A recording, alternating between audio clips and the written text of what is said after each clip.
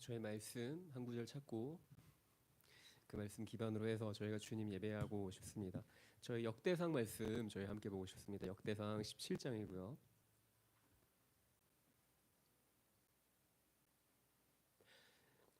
역대상 17장 우리가 1절 한 절만 저희 함께 보고 싶습니다.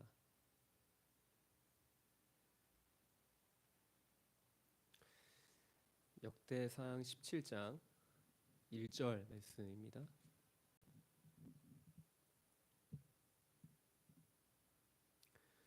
네, 역대상 17장 1절 말씀 저희 한 목소리로 다시 한번 읽어보실까요? 함께 읽겠습니다. 다윗이 그의 궁전에 거주할 때에 다윗이 선지자 나단에게 이르되 나는 백향목 궁에 거주 여호와의 언약궤는 휘장 아래에 있도다. 아멘. 네, 다윗이 어느 날 좀 그런 생각을 했던 것 같아요. 이제 그 다윗성에 자기가 이제 거하면서 그 다윗성은 사실 그 이스라엘과 화친을 맺은 그 레바논에서 이렇게 수입해온 백향목으로 만들어진, 그러니까 좋은 목재로 만들어진 궁전입니다. 그러니까 성이죠. 다윗 성인데 다윗이 그 백향목 궁전에 거하면서 이제 오늘 읽은 본문에서처럼 그런 생각을 했던 거죠. 아, 나는 되게 좋은 궁전에 이렇게 거하면서 이제 그 여호와의 언약궤, 법궤는 그 휘장에 안치되어 있다. 그러니까 천막에 안치되어 있는 게 보기가 참 불편했던 것 같아요. 다윗 스스로가 생각할 때는. 그래서 야, 나는 이렇게 좋은 궁전에 이렇게 있는데 여호와의 임재, 하나님의 임재를 상징하는 법궤를 저렇게 그냥 천막에다가 두는 게 내심 마음에 불편하다 라는 마음이 들어서 이제 그거를 나단 선지자를 불러다가 그 이야기를 한 거죠. 나는 지금 왕으로서 이렇게 좋은 백향목으로 지은 궁전에 있는데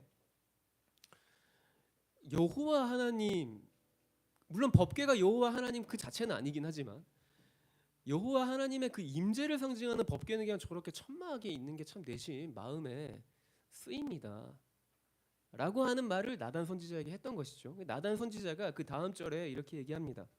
나단이 다윗에게 이르되 하나님이 왕과 함께 계시니 마음에 있는 바를 모두 행하소서. 그러니까 다윗의 말은 백향목 궁에 나는 이렇게 그냥 편하게 있는데 그 언약궤는 저렇게 천막에 있으니 여호와 하나님을 위한 성전을 짓는 것이 좀 어떤 것 같습니까? 나단 선지자에게 어느 정도의 조언을 구하는 거죠. 나에게는 이러한 마음이 있는데 선지자가 생각하기에는 좀 어떤 것 같습니까? 라는 의견을 묻는 것인데 나단 선지자가 대답하기를 마음에 있는 바를 모두 행하십시오. 하나님이 왕과 함께 계십니다.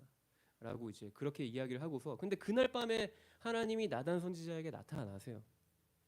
그래서 하나님이 나단 선지자에게 나타나셔서 다윗에게 이렇게 전해라라고 하시면서 하시는 말씀이 그 뒤에 쫙 나오는데 이제 중요한 거는 그 나를 위한 하나님을 위한 성전을 짓는 일을 일단은 다윗은 할 수가 없다. 다윗은 해서는 안 된다라는 것이고 대신에 그의 아들이 나를 위해 내가 내가 성전을 짓게 될 것이다라는 것을 이야기하시면서 근데 이스라엘 역사에서 이스라엘과 난 늘 언제나 함께 있었고 그들의 광야 40년 동안에도 나는 불기둥과 구름기둥으로 늘 그들과 함께 있었고 나는 늘 그들이 거주하는 곳에 내가 늘 함께 있었는데 내가 단 한 번도 이스라엘에게 어찌하여 너희가 나를 위해서 좋은 궁전을 짓지 않았느냐라고 내가 이스라엘에게 섭섭한 소리를 한 적이 없다라는 것이죠. 그러니까 내가 이스라엘에게 그걸 요구한 적이 단 한 번도 없었다라는 것입니다. 왜냐하면 하나님은 그럴 필요가 없으시죠. 왜냐하면 그 다윗이 거주하는 그 예루살렘 다윗성조차도 사실은 하나님 입장에서는 하나님의 발등상 정도밖에 안 되는 거예요. 그분은 하늘을 자기의 초소로 삼으시고 우리가 아무리 크고 화려한 성전을 짓는다 한들 하나님을 다 담아낼 수 있습니까? 그럴 수 없죠. 그럼에도 불구하고 하나님이 다윗에게 약속하십니다. 너의 왕위가 너의 그 왕권이 앞으로 영원할 거다. 너의 그 왕권이 견고하여서 결코 흔들림 없을 거다라는 약속을 하시죠.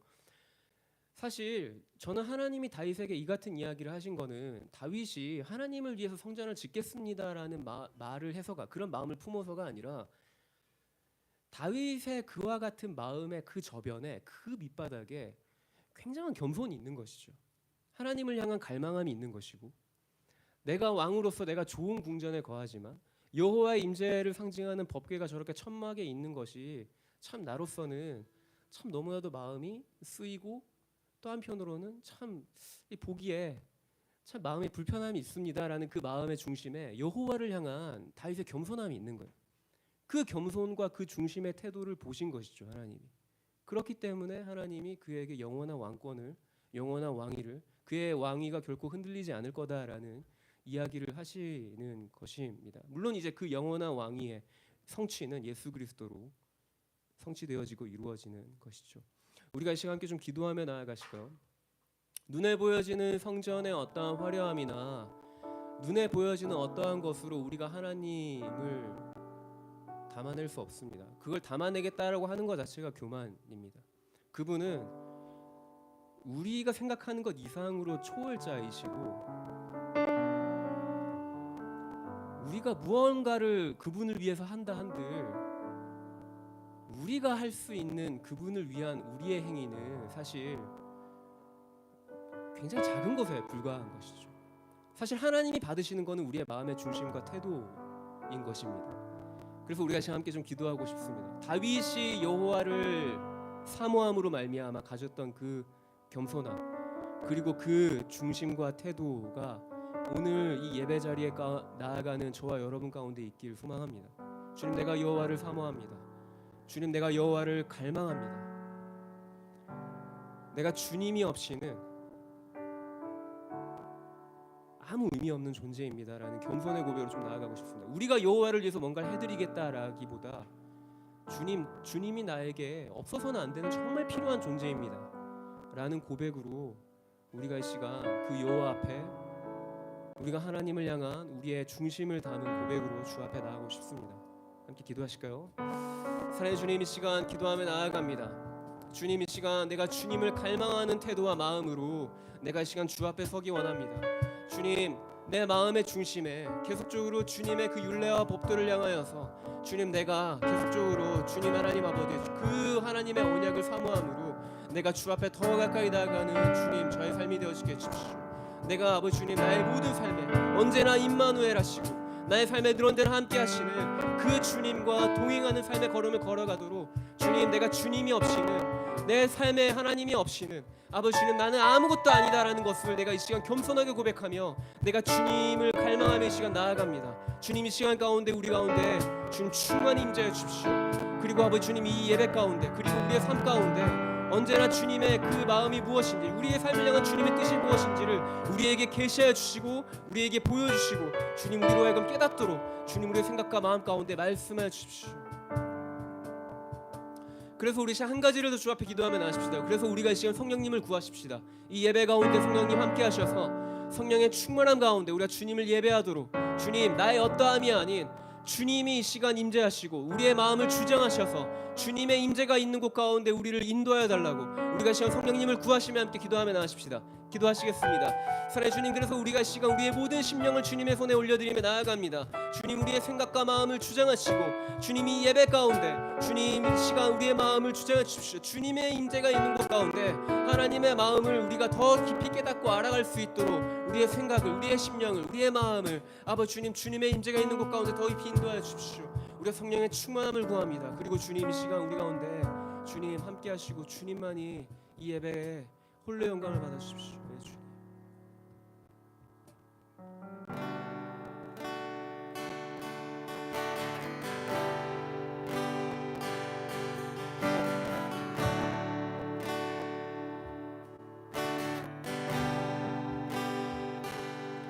내 맘 받으소서.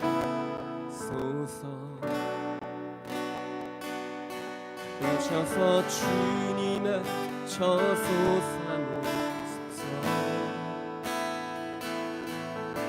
나의 전부이신 나의 전부이신 주님의 나는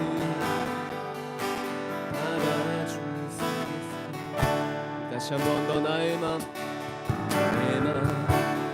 받으소서. 오셔서 주님의 저소 삼으소서.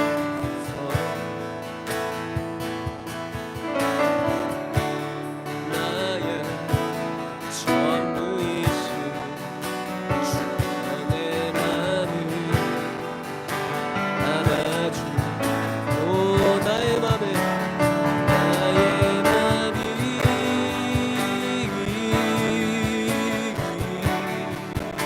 주님께 열었으리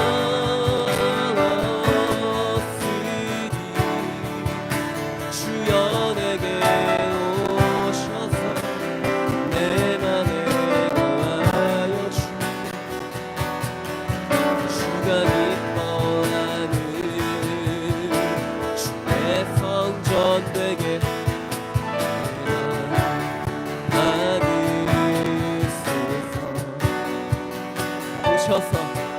오셔서 주님의 저소산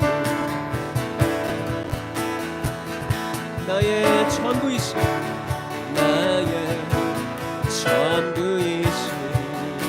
주여 내 맘을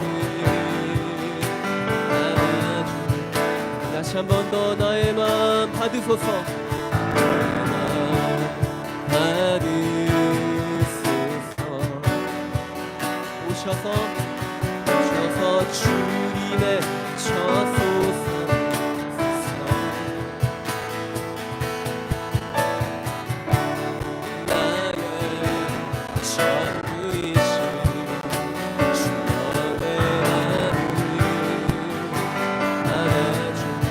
오 나의 맘을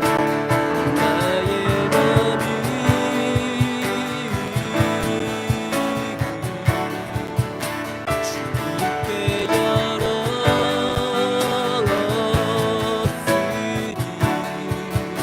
주여 내게 오셔서 내 맘에 거하여 주옵소서. 주가 기뻐하는 한 번 더 오 나의 맘 나의 맘이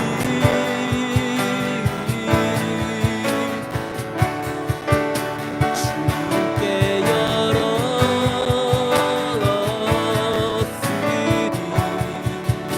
주여 내게 오셔서 내 맘에 거하여 주가 기뻐하는 한 번 더 나의 맘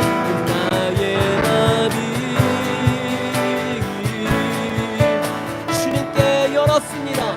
주님께 열었으리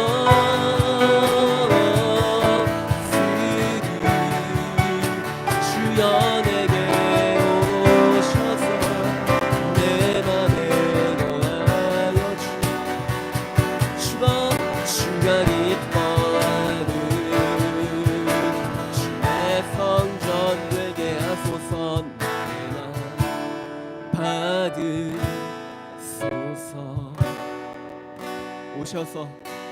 오셔서 주님의 저소산을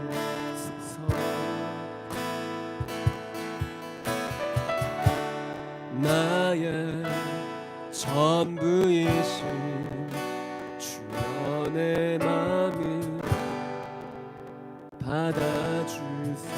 우리 한 번 더 고백합시다. 나의 맘 받으소서.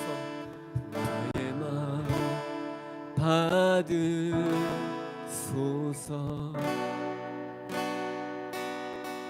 오셔서 주님의 저소산을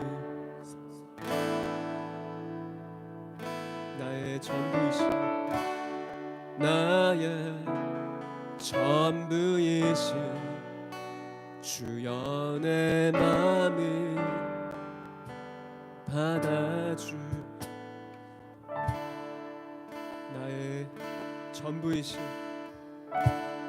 나의 전부이신 주여 내 맘을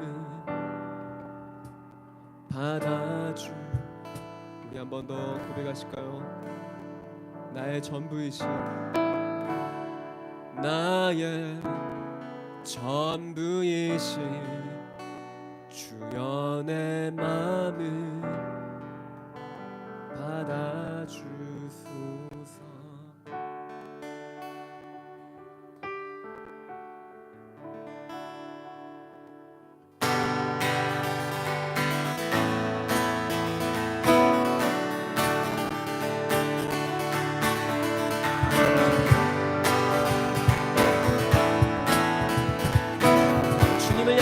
우리의 사랑을 고백합시다. 놀라운 주의 사랑, 놀라운 주의 사랑, 원하신 보다 십자가 자비로 나타나셨네.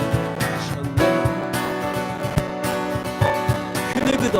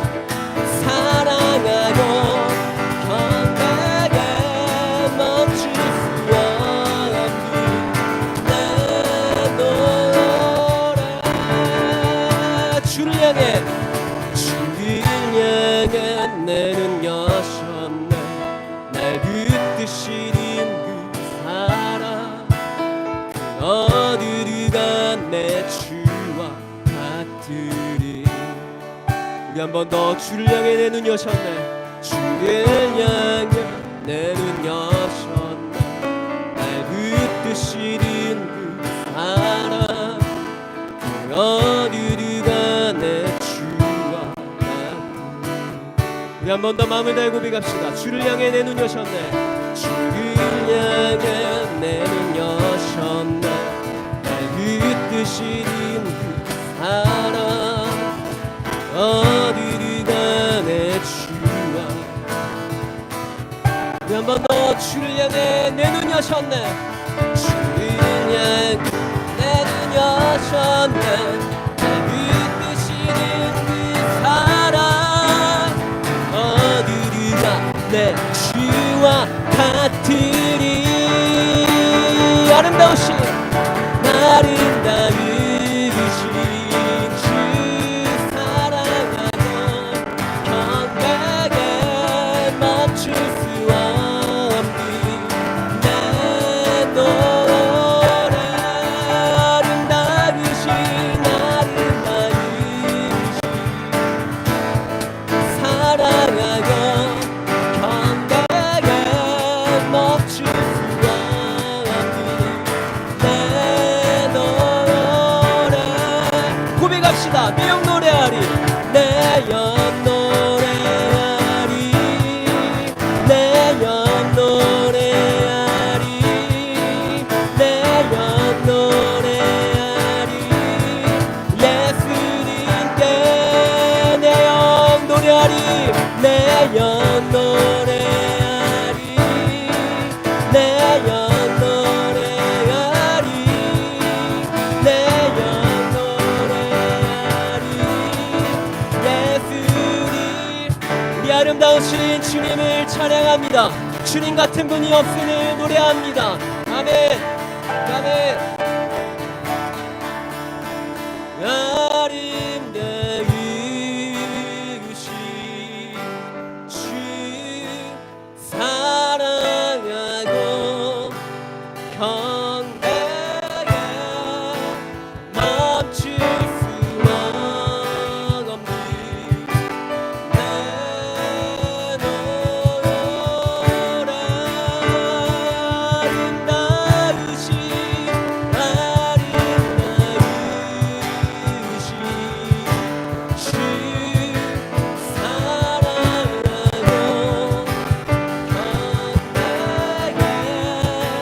멈출 수 없니 내 노래.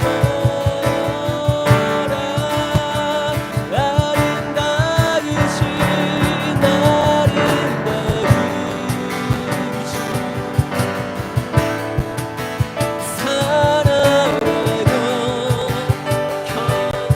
주 사랑하고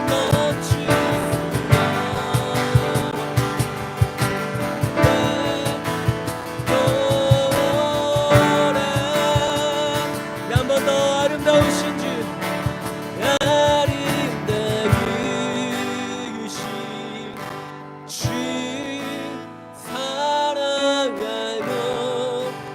아름다우신 멈출 수 없니 내 노래. 우리 마지막으로 고백합시다. 아름다우신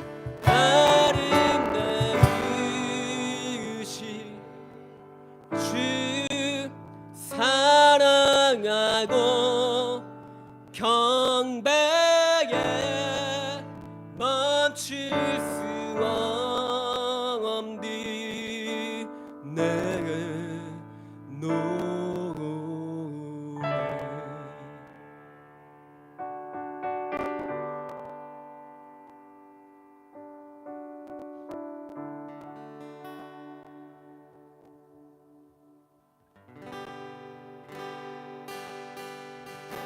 주 사랑이 나를 숨쉬게 해 세상 그 어떤 어려움 속에도 주 은혜로 나를 돌보시며 세상 끝날까지 지켜주시네. 다시 한 번 더 주 사랑이 나를 이끄시네. 주 사랑이 나를 이끄시네. 내가 갈 수 없는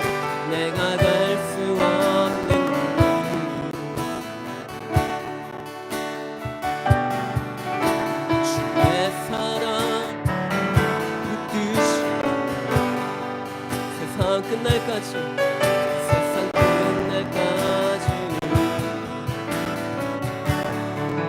주님만이 내 아픔 아시며 주님만이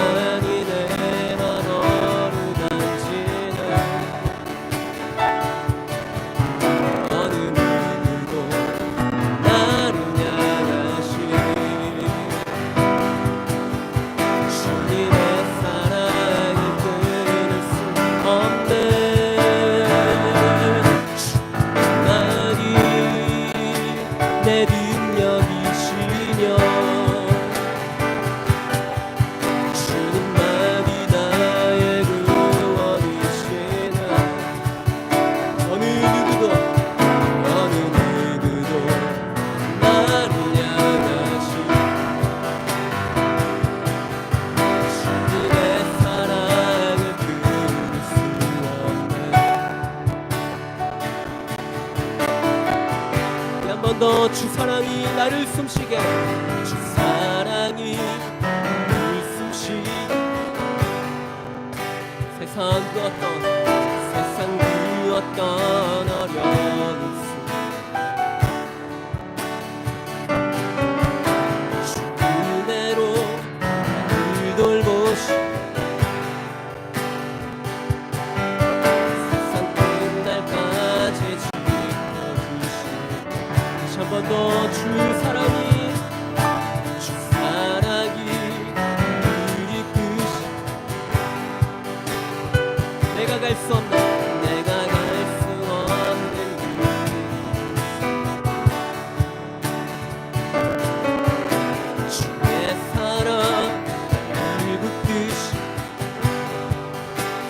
끝날까지, 세상 끝날까지 인도하시 주님만이, 주님만이 내 아픔하시며, 주님만이 내 너무나지는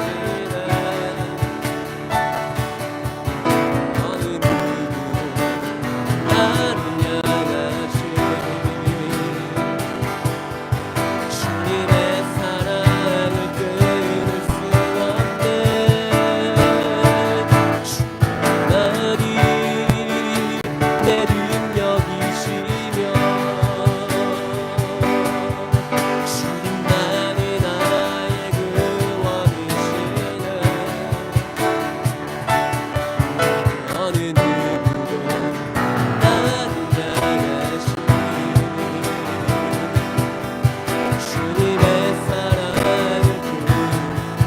한 번 더 주님만이 내 아픔하시며, 주님만이 내 아픔하시며, 주님만이 내 너무나지는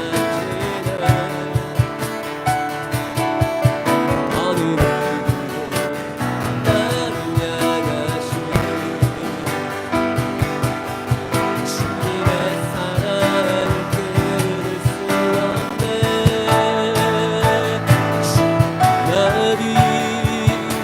내 능력이시며, 주님만이 나의 구원이시며, 어느 누구도 나를 향하시며, 주님의 사랑을 그건 놀라움, 그건 놀라기 사랑이 나를 죄에서 구했네. 그건 놀라기 사랑이 나를 새롭게.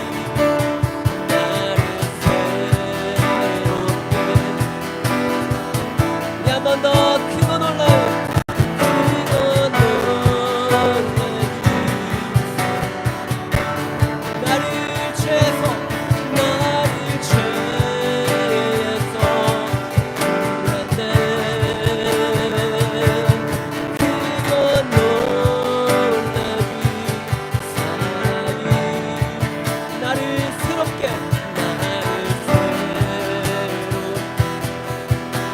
다시 한 번 더 그거 놀라위, 그거 놀라기 나를 죄에서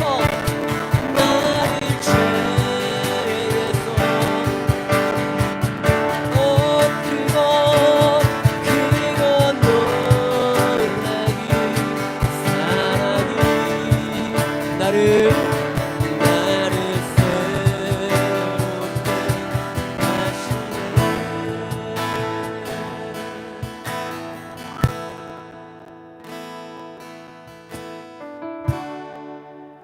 예수로 살리라,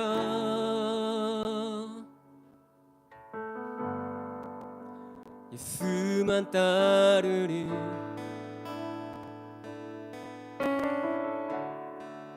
예수 내 삶의 중심,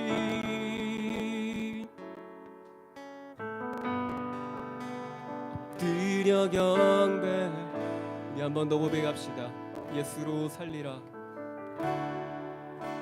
예수로 살리라.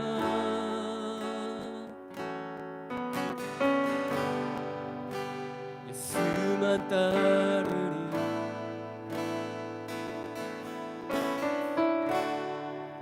예수 내 삶의 중심.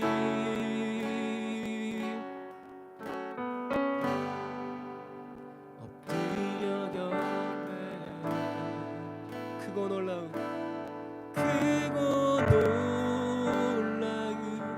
사랑이 나를 죄에서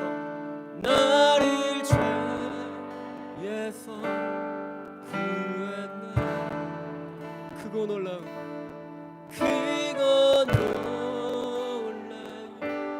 사랑이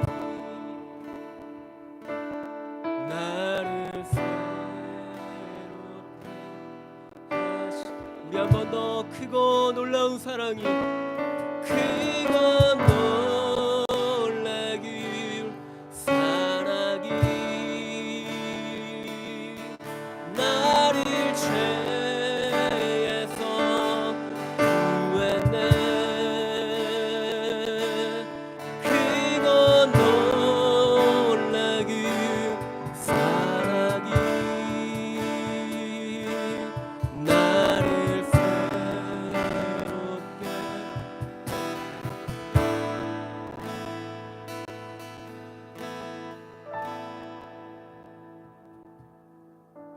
예수로 살리라. 예수로 살리라.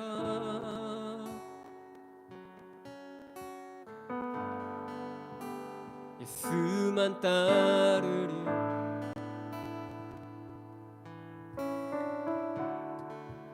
예수 내 삶의 중심.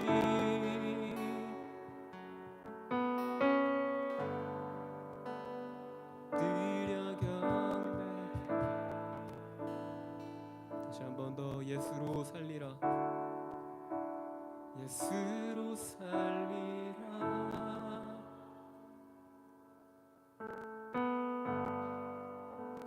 예수만 따르리. 아멘. 예수 내 삶의 중심.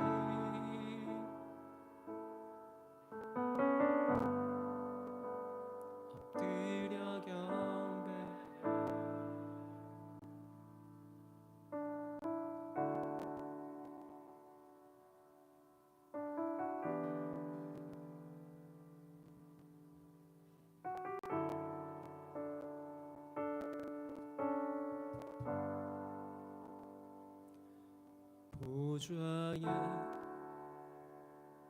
앉으소서 주여. 위대한 대제사장이시여. 모든 것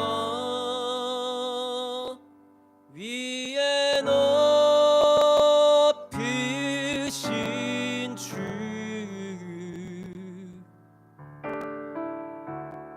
주님 발 앞에, 주님 발 앞에 다 경배드리네.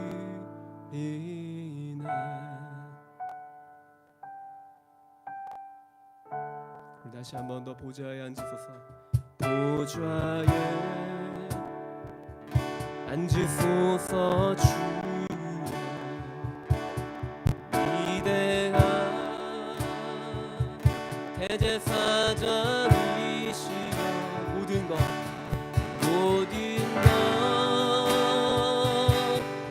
위에 높으신 주.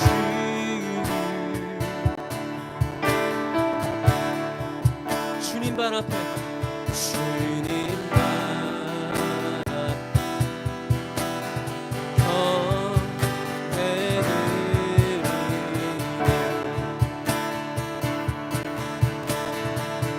또 고백합시다. 보좌에 앉으소서. 보좌에 앉으소서 주. 위대한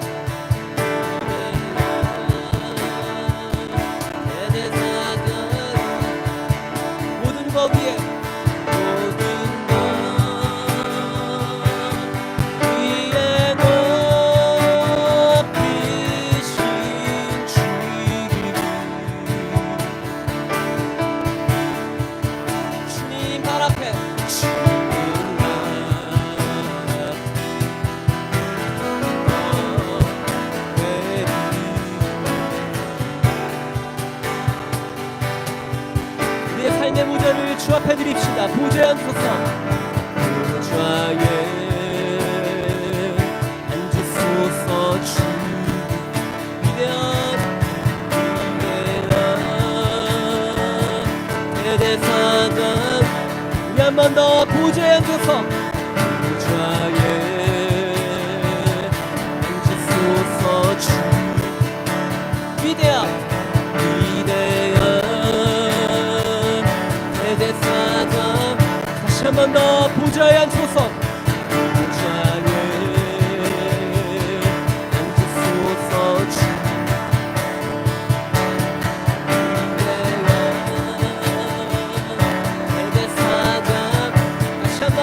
보좌에 앉으소서. 주 위대한 대대사장 모든 것 위에 뛰어난 모든 것 위에 높으신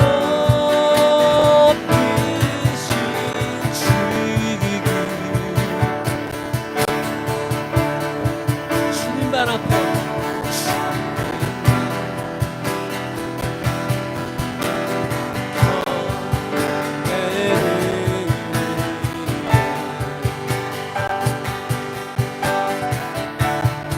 주님 발 앞에 주님 발 앞에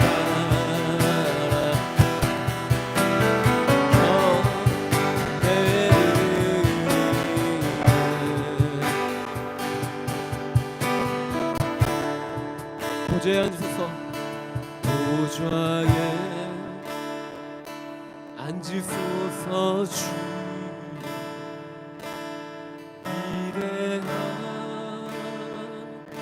대제사장 보좌에 앉으소서. 주 위대한 대제사장이 다시 한 번 더 보좌에 앉으소서. 주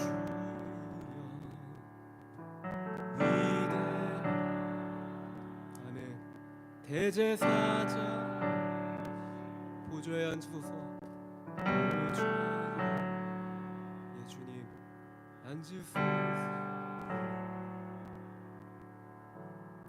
위대한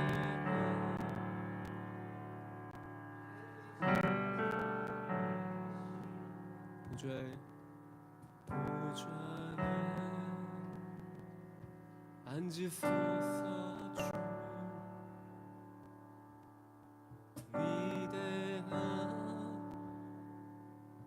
대제사장이 우리 한 번 더 고백합시다.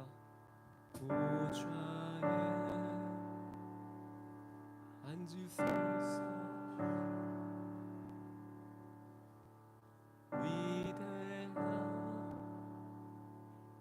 대제사장이시여.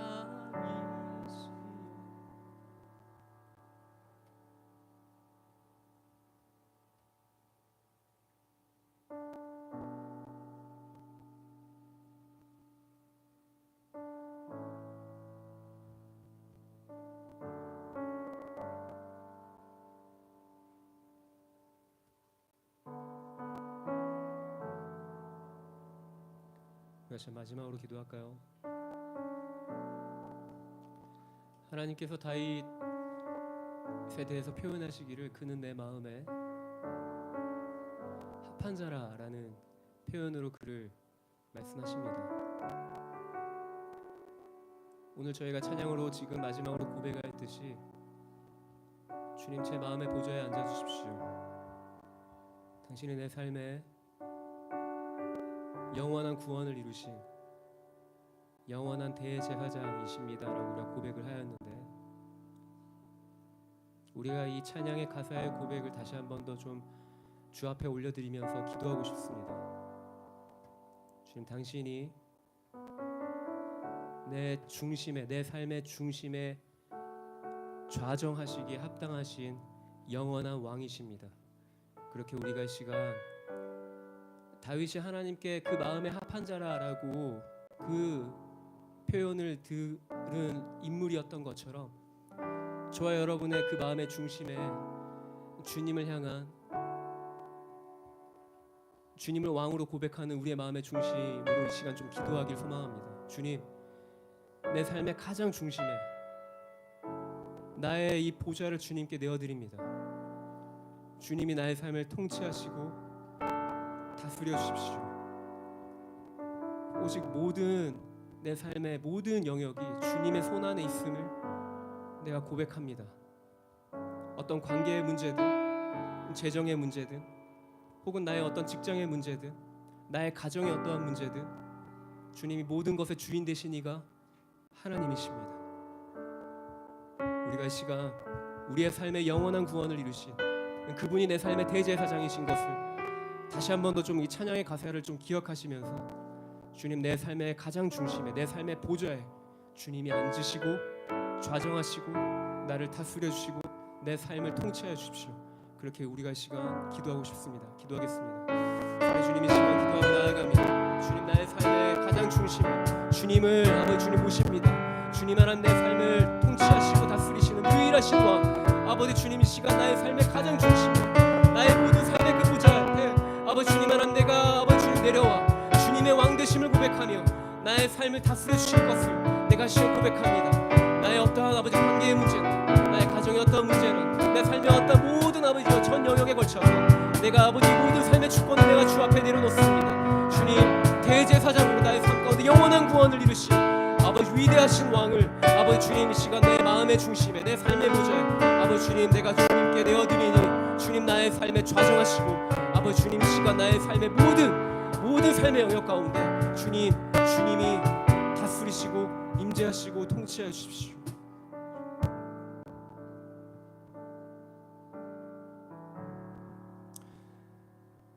우리의 모든 입술에서 나온 찬송의 고백 가운데 주님이 홀로 영광 받으신 줄 믿습니다. 주님, 이 자리 가운데 임마누엘 하셔서 오늘도 지금 이 순간에도 주님, 우리와 함께 하시는 그 주님을 찬양합니다. 이제 말씀을 듣기 원합니다. 우리가 이 선포되어지는 말씀 앞에 주님, 우리의 생각을 내려놓고 우리의 마음을 내려놓고 주님이 우리에게 무엇을 말씀하시든 우리가 순종함으로, 우리가 겸손한 마음으로 그것에 반응하기 원하오니 주님께서 우리의 생각을 깨뜨리시고 우리의 마음을 허무셔서 주님의 뜻 가운데 우리의 걸음이, 우리의 삶의 걸음이 한 걸음 한 걸음 내딛어갈 수 있도록 주님, 이 시간 가운데 역사하시고 일하여 주십시오. 주님께서 이 모든 찬송의 이 예배 고백 가운데 주님만 높임 받으실 것을 믿사오며 감사드리며 거룩하신 우리 주 예수 그리스도 이름으로 기도드립니다. 네, 화요 모임에 오신 여러분 진심으로 환영하고, 또 오늘은 특별하게 저희 SBS 애프터 모임으로도 저희가 함께하고 있는 화요 모임인데 진심으로 환영합니다. 저희 몇 가지 광고하고 저희 말씀 듣고 싶습니다. 첫 번째 광고는 저희가 9월부터 저희가 귀납적 성경 연구학교의 구약학교가 저희가 시작되어집니다. 지금 벌써 저희가 4기째 접어드는데요. 네, 그래서 9월 12일부터 내년 2026년 1월 31일까지 진행되어지는 꽤 대장정이죠. 짧지 않은 기간인데 저희가 매주 토요일마다 진행되어지는 학교이고요. 저희가 이 학교는 좀 더 귀납적인 방법으로 성경을 연구하는 학교이고, 원독자의 관점으로, 그러니까 원독자 중심의 성경을 해석하는 것을 저희가 중심으로 성경을 연구하고 공부하는 학교입니다. 아직 회비나 장소가 아직 구체적으로 정해지지 않아서 저희가 아직 추후에 이 부분에 대해서는 좀 더 구체적으로 정해지는 대로 안내되어질 것을 좀 저희가 안내해 드립니다. 그래서 저희가 계속적으로 좀 반복해서 광고하게 될 거고, 장소가 정해지고 회비가 특정되어지면 다시 그때 가서 구체적인 안내해 드리도록 하겠습니다. 네, 이것도 저희가 하반기에 저희가 이제 아마 시작될 사역 중에 하나인데, 저희가 방금 전에 소개한 그 9월에 시작되어지는 그 귀납적 성경 연구학교를 시작을 앞두고 저희가 8월에 저희가 신약개론 주제로 저희가 또 세미나를 하게 되어집니다. 그래서 8월 9일 토요일 저희가 이날 신약개론을 저희가 다루게 되어질 것 같고요. 오후 2시부터 6시까지고 사실 이 세미나 일정도 아직은 장소가 아직 특정되지 않아서 이 부분이 장소가 확정되어지는 대로 또 더 자세하게 안내해드리도록 하겠습니다. 강사는 제주 열방대학교의 SBS 간사이셨던 김상민 간사님께서 신약개론을 강의해 주실 예정이십니다. 네, 많은 관심 부탁드립니다. 저희 화요 모임 광고 드리도록 하겠습니다. 저희 화요 모임 매주 화요일 오후 7시에 여기 예수전도단 울산지부 사무실에서 계속 드려지고 있고요. 현장 모임도 진행하고 저희가 온라인으로도 진행하고 있다는 점, 그래서 주변 분들에게 좀 많이 소개해 주시고 또 현장에 많이 찾아와 주시면 감사할 것 같습니다.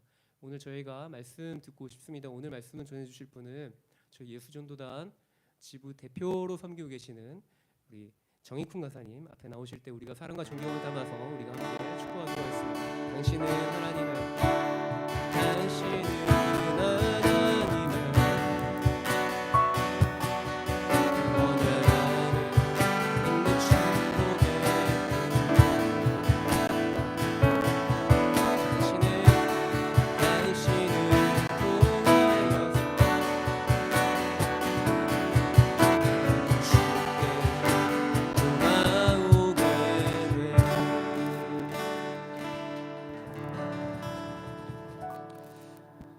네, 감사합니다. 우리 기도하도록 하겠습니다.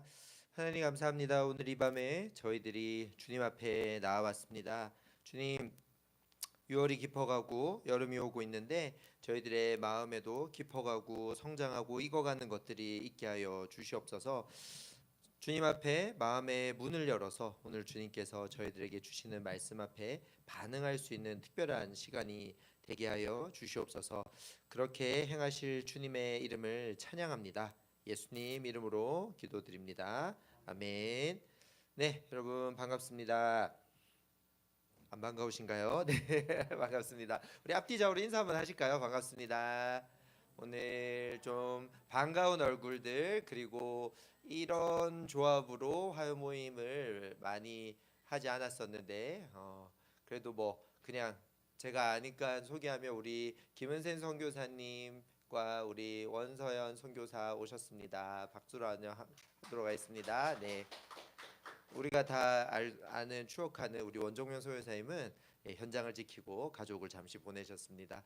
그리고 우리 또 손님이신데요, 우리 ESF 울산 대표이신 김상호 간사님 오셨습니다. 오늘 편안하게 오셨는데 여러분 어디 괜찮아요. 그냥 제가 오늘 화요 모임 방문하고 싶다고 해서 편안하게 오시라고 했습니다. ESF라고 아주 좋은, 어떻게 읽죠 한국어로? 기독대학인회. 예, 기독대학인회라는 아주 한국에서 자생한 단체로 귀한 단체가 있습니다. 거기 울산 대표 간사로 섬기시는 간사님이십니다. 본문 읽도록 하겠습니다. 여러분, 신약성경 누가복음입니다. 우리 성경 한번 찾을까요? 누가복음 5장 1절에서 6절까지의 말씀 우리 같이 읽고 주님 말씀으로 나아가도록 하겠습니다. 신약성경 누가복음 5장 1절에서 6절까지의 말씀을 한 절씩 교독하도록 하겠습니다. 제가 먼저 읽도록 하겠습니다. 무리가 몰려와서 하나님의 말씀을 들을새 예수는 게네사렛 호숫가에 서서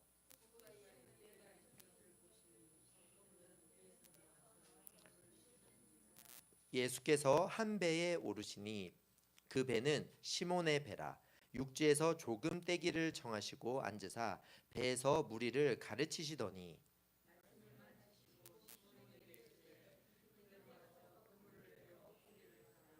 시몬이 대답하여 이르되 선생님, 우리들이 밤이 새도록 수고하였으되 잡은 것이 없지만은 말씀에 의지하여 내가 그물을 내리리이다 하고 고기를 많듯이 심이 많아 그물이 찢어지는지라. 아멘. 네, 여러분 이런 말씀을 들어본 적 있으십니까? 잼잼발굴단, 이게 뭘까요? 무슨 유치원에서 사용하는 용어일까요? 울산이랑 관련이 있는 건데요. 네, 여기 뒤에 포스터가 있어요. 잼잼발굴단을 모집하는 포스터인데요. 이 포스터는 뭐냐면 요즘 젊은이 사이에서 울산 하면 울산의 이미지는 노잼 도시거든요. 재미가 없는 도시. 울산은 할 게 없는 곳이라는 이야기가 있습니다. 그러다 보니까 울산시에서 공무원들이 나서서 아니에요. 울산 재미있어요. 울산이 재밌다는 것을 증명하고 싶은 사람들한테 여행비를 지원해 준답니다. 4명의 가족이 울산을 여행하면서 이런 재미가 있다는 것을 어떤 사회 관계망 서비스 SNS에 올린다며 100만 원까지 지원해주는 10팀을 뽑겠다. 이게 일기이기를 했어요. 잼잼 발굴단. 우리 에스원도 나 이거 하면 잘할 수 있는데 그런 생각을 했습니다. 그런데 그런가? 진짜 울산이 재미없나? 저는 울산에 이제 온 지 2년밖에 안 돼서 1년 반 정도 됐는데 기대감이 있거든요. 그런데 이렇게 얘기하더라고요. 인터넷에서는 아주 심각합니다. 대전과 울산이 노잼 도시 양대 산맥이라고 합니다. 우리 은샘 서울사님 대전과 울산에 살아보셨잖아요. 그게 제일 잘 이해할 것 같은데, 예, 보세요. 평화의 도시 대전, 현차의 도시 울산. 네, 그래서 집에 초대할 수 있어요, 없어요?라고 나와 있습니다. 집에 초대할 수 있다면 대전에서 집에서 배달 음식을 시켜 먹을 거냐? 배달 음식 시켜 먹고 난 뒤에 이제 뭐 하지? 성심당 들리고 집에 보낸다. 네, 만약에 집에 초대 못하면 매운 거 잘 먹으면 대전에 뭐 칼국수, 쭈꾸미, 두부, 두루치기 이런 게 유명한가 봐요. 그런데 갔다가 성심당 갔다가 집에 돌려보낸다. 자, 울산 보도록 하겠습니다. 집에 초대할 수 있으면 집에서 배달 음식 시켜 먹고 이제 뭐 하지? 바다 보여주고 집에 보낸다. 자, 그러면 집에 초대 못해요. 그러면 날씨 좋으면 뭐 돗자리 들고 태양강변 간다. 날씨가 안 좋으면 성남동, 삼상동 시내 구경시키고 이제 뭐하지? 바다 보여주고 집에 보낸다. 그래서 이제 이런 겁니다. 울산을 가이드해주고 싶으신 분들이 울산 하루 보면 볼 게 없어요. 그리고 대중교통이 힘들다 보니까 그냥 울산에 배낭 하나 메고 훌쩍 울산 한번 보고 싶어요 해서 왔던 젊은이들이 사실 교통도 좀 힘들고 어딜 가야 될지도 모르겠고 한두 군데 보고 나면 이제 별로 볼 게 없네 하면서 경주나 포항이나 부산으로 빠져야 된다라는 그런 이야기죠. 웃픈 얘기, 요즘 아이들 말로 그렇죠. 웃기면서 슬픈 이야기 같은데요. 사실 그게 문제가 아니라요. 울산은 더 큰 문제가 있더라고요. 여러분 보시면 알겠지만 이쪽 편에 있는 표 보시면은 울산이 소득 순위가 1위라는 뜻이에요. 우리나라에서 소득이 제일 높다. 이 표에서는 2위거든요. 서울이 2,611만 원 1인당. 1인당 2,611만 원의 소득이 있고 울산은 2,607만 원이잖아요. 이 자료가 2022년 기준인데요. 작년에는 울산이 다시 서울을 이겼대요. 그래서 우리나라에서 가장 1인당 소득이 많은 도시. 여러분 옆에 분한테 한번 얘기합시다. 부자십니다. 네. 네, 부자십니다. 뭐 우리 얘기는 아닐 수도 있어요. 하지만 뭐 세상의 지표가 저렇다고 합니다. 그러면 이쪽 편은요. 이쪽 편은 또 뭐가 울산이 또 최고예요. 뭐지? 뭔데 최고지? 106.1. 저게 뭘까요? 막 그래프가 높아요. 파란색인데 이 표는 어떻게 보는 것이냐 하면요. 여성 100명이 있어요. 여성 100명. 여성 100명에 대한 남자의 숫자입니다. 자, 우리 울산은 여자 100명이 있을 때 남자는 106명이래요. 그러니까 전국에서 남자가 제일 많은 도시예요.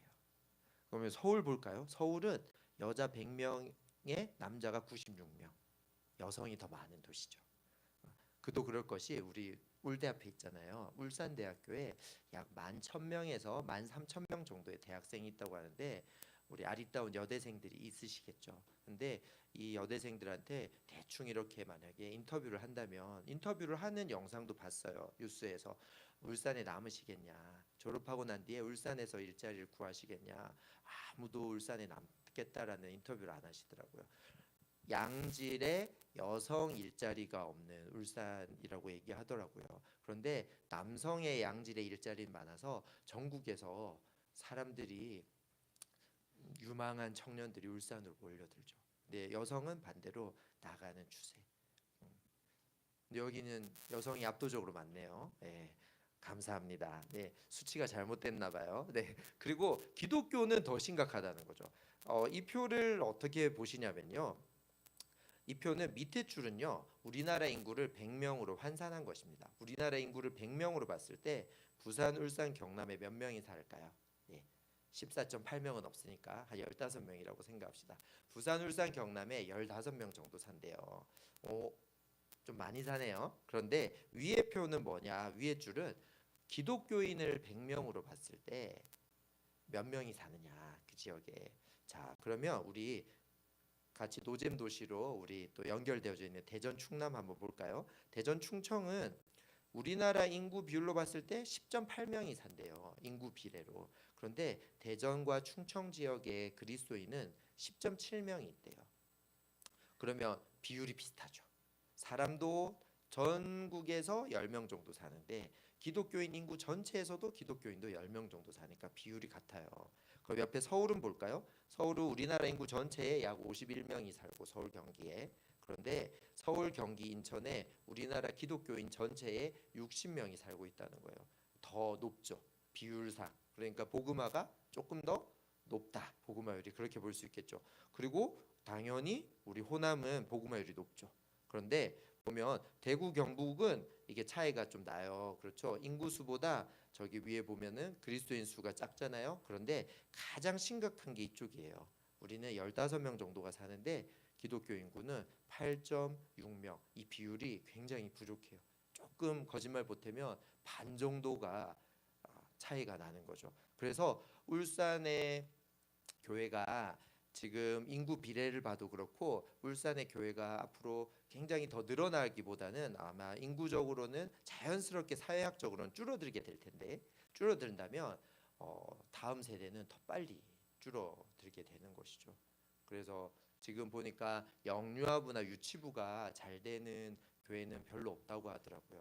굉장히 애들이 적고 그리고 지금 초등학생, 중학생 정도까지는 좀 많은 교회들도 있는데 그리고 하지만 고등학교 3학년에서 대학 갈 때 울산에 대학이 많지 않기 때문에 많이 줄어드는 추세에 있다라는 거죠.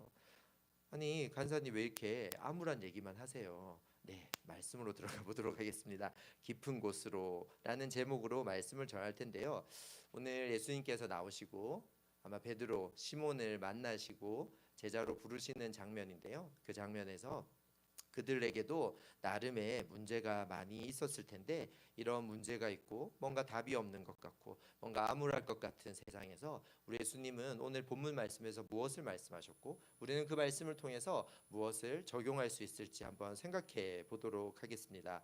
여러분 오늘 본문 말씀은 누가복음입니다. 여러분 오늘 SBS 성경연구학교 동문회 모임이지 않겠습니까? 누가의 직업은 무엇이었죠, 여러분? BRI를 한번 점검하도록 하겠습니다. 의사, 감사합니다. 누가는 유대인이었죠? 아니요, 예, 정답입니다. 네, 이방인이었죠. 네, 그런데 복음서를 썼죠. 네, 그래서 복음서를 히브리어로 썼죠. 아니요, 헬라어로 썼죠. 네, 감사합니다. 그리고 복음서 4개 중에 누가복음이 누가가 진짜 의사여서 그런지 모르겠지만 아니면 또 헬라어로 수려한 헬라어로 써서 그런지 모르겠지만 마태복음이 28장이고 누가복음이 24장까지 있음에도 불구하고 4개의 복음서 중에 누가복음이 가장 분량이 많습니다. 절수가 많기 때문이죠. 내용이 가장 많고 그리고 비교적 우리 신약학자들이 봤을 때 시간의 순서대로 쓴 것 같다. 예수님의 어떤 일대기를 잘 따라가면서 쓴 것 같다라고 이야기하는 복음서가 누가복음입니다. 그래서 아무래도 조금 더 전 세계 사람들이 다 읽어도 되는 그때 당시에 표준어라고 할 수 있는 헬라어로 쓰여졌기 때문에 많은 사람들이 읽기 좋은 그래서 이방인들을 위한 복음서다라는 별명이 붙어 있는 것이죠. 본문 바로 앞장인 4장에 보면은 예수님이 사단에게 시험을 당하시고 난 뒤에 광야에서 시험을 받으시고 갈릴리어로 회당에서 가르치시고 고향 나사렛에서 배척을 당하십니다. 그리고 귀신 들린 자 각종 환자들을 치유하시고 무리가 생기려고 하니까 예수님께서 말씀을 잘 전하셨던 것 같아요. 무리들이 막 생겨납니다. 그러니까 또 예수님이 다른 마을로 옮기시고 또 그 마을에서 또 여러 일들을 하시고 무리가 생기려고 하면 또 옮기시고 이러면서 갈릴리에 마치 도장 깨기 하듯이 회당들을 다니시면서 자신의 임무를 시작하셨죠. 그게 뭐죠? 공생애를 시작하신 것 아니겠습니까? 그런 이야기들이 4장에 나오면서 5장이 연결되는 것입니다. 그렇다면 4장에서 얘기하는 예수님의 3대 사역은 무엇일까요? 앞에 보시면 3대 사역은 바로 가르침과 하나님 나라에 대한 선포와 그리고 치유의 사역. 당시에 귀신 들린 사람을 내어 쫓고 몸이 아픈 사람들을 치유하는 사역들을 통해서 무리가 일어나고 그 무리들이 모인다면 하나님 나라를 가르치시고 그리고 복음을 전파하셨던 것이죠. 그래서 내가 온 이유는 하나님 나라를 전파하려 왔다라고 4장 말미에 이야기하면서 5장이 시작되는 것입니다. 그렇다면 오늘 이 본문의 말씀들을 한 절 한 절 좀 곱씹어 보면서 하나님께서 오늘 우리에게 주시는 은혜가 무엇인지 살펴보도록 하겠습니다. 누가복음 5장 1절 말씀입니다. 무리가 몰려와서 하나님의 말씀을 들을새 예수는 게네사렛 호숫가에 섰다라고 말씀하고 있습니다. 여러분, 무리가 몰려들었다라고 이야기하죠. 예수님이 어딜 가든지 이제 옆 동네 소문은 난 것 같아요. 저분이 랍비인지 어떤 선생님이신지 모르겠는데 나사렛 출신이라는 것 같은데 저분이 말씀을 전하면 하나님 나라에 대해서 이때까지 우리가 알고 있었던 율법과 전혀 다른 해석과 그리고 정말 들을 만하고 그리고 그분이 능력이 있으셔. 귀신 들린 사람이 떠나가고 소경이 눈을 뜨고 안전뱅이가 일어서는 일들이 나타나는 거야라는 소문이 퍼져서 몰려드는 일들이 있었겠죠. 그런데 말씀을 들을새 예수께서 게네사렛 호숫가에 서셨다라고 합니다. 게네사렛 호숫가는 갈릴리 호수의 별칭입니다. 그러니까 갈릴리 호숫가에 가셨다라는 거죠. 근데 무리들이 따라왔다라는 거예요. 예수님 오늘도 저희 마을에서 말씀을 전해주세요라고 했을 때 예수님께서 알겠다라고 하면서 이제 호숫가에서 어떻게 말씀을 전해야 될지 이제 고민하시는 것이죠. 그러면서 2절이 시작됩니다. 호숫가에 배 두 척이 있는 것을 보시니 어부들은 배에서 나와 그물을 씻는지라라고 말씀하고 있습니다. 자, 예수님께서 그러면 말씀을 전하긴 해야 되겠는데 사람들이 몰려들었는데 어떻게 해야 될까 보니까 호숫가에 배 두 척이 있는 것입니다. 자, 배 두 척이 있는 것을 보고 보니까 그 배는 이제 물고기 잡으러 나가는 배요, 이제 들어온 배예요, 여러분. 성경 말씀을 한번 봅시다. 들어온 배일까요, 나가는 배일까요? 네, 그물을 씻고 있어요. 그렇다는 것은 조업을 끝내고 들어왔다라는 것이겠죠. 조업을 끝내고 들어와서 정리하고 있는 배를 보셨습니다. 자, 3절입니다. 예수께서 한 배에 오르시니 그 배는 시몬의 배라 육지에서 조금 떼기를 청하시고 앉으사 배에서 무리를 가르치시더라라고 이야기하고 계십니다. 배의 주인이 기록되어 있네요. 두 배 중에 적어도 한 배는 누구의 것이죠? 시몬. 예. 이 시몬은 나중에 누가 되죠? 베드로. 예. 헬라어로는 이름이 게바. 예. 베드로가 있습니다. 자, 그렇다면 이 베드로가 배의 주인이고 시몬이 이 배에 올라갔는데요. 우리는 알 수 있는 것이 그물을 씻고 있었어요. 그렇죠. 그물을 씻고 있는데 이 배에 오를 수 있다라는 거. 그러면 인과관계를 생각해 보면 그물을 씻었으니까 조업은 끝났는데 조업이 끝났으면 물고기를 잡았잖아요. 이 생물을 어디론가 치우고 가지고 올라가야 되잖아요. 그런데 안 가지고 올라가고 배에 예수님이 오르시고 우리는 그 뒤에 이야기들도 알고 있으니까 그러면 뭐죠? 못 잡은 거죠. 이날은 만선하지 못하고 이날은 허탕을 친 날입니다. 그런 날이 있겠죠. 어부들에게. 어떻게 매일매일 다 잡겠습니까마는 아무튼 하루 벌어 하루 먹고 사는 시몬과 그의 일행들에게 별로 유쾌하지 않은 이날에 예수님께서는 그 배에 훌쩍 오르시더니 조금 이 배에서 바다에서 호숫가에서 떨어져서 내가 이 배에서 가르쳐도 되겠습니까? 라고 묻고 계신 것이죠. 성화를 찾아봤더니요, 약간 이런 모습이었을 거라고 하는데 이것보다 조금 더 떨어지지 않았을까라고 생각되는데요. 무리들이 사실 뭐 얼마나 모였을지는 정확하게 나와 있지 않지만 적어도 뭐 수십 명 이상, 또 많으면 그때 당시에 어떤 놀이거리들이 없으니까 수백 명이 모였을 수도 있는 것이고요. 그때 예수님께서 그러면 이 호숫가변에 여러분 앉으세요라고 하고 시몬의 배를 택해서 시몬의 배에 올라서 조금만 이 해변에서 떨어져서 물가 쪽으로 나가서 이렇게 콘서트장처럼 만들어 놓고 제가 배 위에서 여러분들한테 이야기를 하면 이 잔잔한 물가의 파장에 의해서 마치 마이크가 없어도 울림으로 이렇게 전달되는 듯한 약간의 뭐라고 할까요? 예배당 같은 공간을 회당과 같은 공간을 만들어서 말씀을 가르치셨다라는 것이죠. 그리고 4절에 이야기하고 있습니다. 말씀을 마치시고 시몬에게 이르시되 깊은 데로 가서 그물을 내려 고기를 잡으라라고 갑자기 명령을 하고 계십니다. 여러분, 말씀을 마치시고 깊은 데로 가서 그물을 내려 고기를 잡으라. 자, 어떤 말씀을 하셨는지 모르겠지만 아마 예수님께서 평소에 하시는 게 복음을 전파하시고 뭘 하셨다고요? 하나님 나라를 선포하셨잖아요. 그러니까 하나님 나라에 대한 이야기를 하시지 않았을까요? 그리고 고기를 잡으러 가자라고 이야기하는데 여기서 한 가지 문제가 나타나는 것이죠. 여러분, 시몬은 바닷가 태생으로 어려서부터 고기 잡이로 잔뼈가 굵은 이 갈릴리 호수의 전문 어부였습니다. 반면 예수님은 어부신가요? 목수시죠. 예, 목수로서 성장해 오신 분인데 한 번도 그물을 던져보지 못한 분 아니었을까요? 어쩌면. 예. 그런데 목수 출신의 예수께서 무슨 연유에서인지 전문 어부인 베드로에게 깊은 곳으로 가서 고기를 잡으라고 하십니다. 5절이 펼쳐집니다. 시몬이 대답하여 이르되 선생님, 우리들이 밤이 새도록 수고하였으되 잡은 것이 없지만은 말씀에 의지하여 내가 그물을 내리리이다 하고라고 기록되어져 있습니다. 말씀에 의지하여 내가 그물을 내리리이다. 말씀에 의지하였다라고 기록되어져 있네요. 시몬이 예수님께서 배에서 가르치실 때 뭔가 마음에 감동이 있었겠죠. 그래서 밤새 허탕쳤습니다, 예수님. 그런데 예수님 말씀에 의지해서 제가 한번 나가보겠습니다라고 뭔가 이야기가 타협이 되어서 일이 일어날 것 같은 분위기가 조성되고 있습니다. 하지만 여러분, 이 말씀을 그냥 넘어가지 말고 곰곰이 한번 생각해 보십시다. 예수님의 명령에 순종하기 힘든 점들이 있지 않을까요? 저는 한 4가지 정도를 찾아봤는데요. 먼저 첫 번째입니다.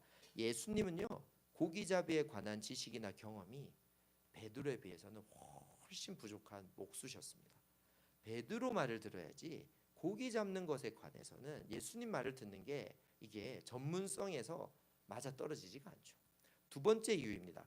고기 잡는데 최적의 시간은 보통 강에서는 밤입니다. 밤. 그런데 지금은 이미 밤새 조업을 끝내고 그물도 씻었고 이제 햇살이 눈부시게 호수를 비추는 아침이에요. 오전이 되었다라는 거예요. 고기가 잘 잡힐 리가 없어요. 세 번째입니다. 그물을 내리는데 적당한 깊이는 해변 가까이인 거죠. 호수변. 그러니까 너무 수심이 깊지 않은 곳에 고기들이 많이 몰려 있는데 예수님은 깊은 곳으로 가자고 지금 시몬에게 이야기하고 있습니다. 고기잡이의 상식과 맞지 않는 것이죠. 네 번째입니다. 시몬은 고기를 잡기 위해 지난 밤을 새운 까닭에 아마도 그런데 허탕까지 치면서 밤을 새웠는데 피곤하겠죠. 그런데 다시 배를 몰아서 근처도 아니고 그냥 가서 그물 다시 한번 내려보자, 잡힐지도 모른다도 아니고 깊은 곳으로 가서 그물을 내리라. 개인적으로도 피곤하겠죠. 아무리 선생님이시지만 아무리 뭔가 뛰어난 랍비인 것 같지만 내가 이 사람 말을 들어야 되나? 라는 생각이 들었을 것입니다. 그런데 우리는 6절을 한번 읽어보도록 하겠습니다. 6절은 같이 한번 읽어볼까요? 시작.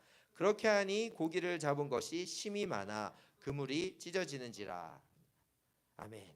네, 그물이 찢어질 정도로 많이 잡혔다라는 것입니다. 실패를 기회로, 순종을 열매로 변화시키는 예수님이 그려집니다. 불합리하고 부적합한 상황에 주님의 능력이 나타나신 것이죠. 기적에만 초점을 맞추지 마시고요. 여러분, 예수님께 초점을 맞춰서 한번 생각해 봅시다. 주님은 시몬의 마음, 그의 순종과 그의 간절함을 보신 것이 아닐까요? 그렇다면 우리는 이 말씀을 통해서, 이 말씀의 배경과 이 말씀을 통해서 우리가 생각할 수 있는 논리적인 생각들을 다 해보았는데요. 이 말씀을 통해서 하나님께서 오늘 저에게 주시는 교훈은, 말씀하심은 무엇일까요? 바로 3가지 정도로 정리해 보았는데요. 첫 번째는 말씀이 기준이 되는 삶을 살라는 것입니다. 우리 옆에 분에게 한번 고백하실까요? 말씀이 기준이 되는 삶을 사세요. 뒤에 분에게도 한번 얘기할까요? 말씀이 기준이 되는 삶을 사세요.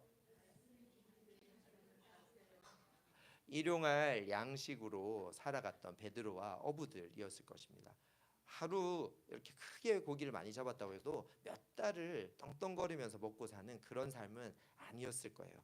그들에게 저마다의 어떠한 막막함들, 영적인 문제, 정치적인 문제, 경제적인 문제가 가득한, 그리고 자주 국방이 안 되던 로마의 속국과 같이 살아가던 당시의 이스라엘 백성들이었잖아요.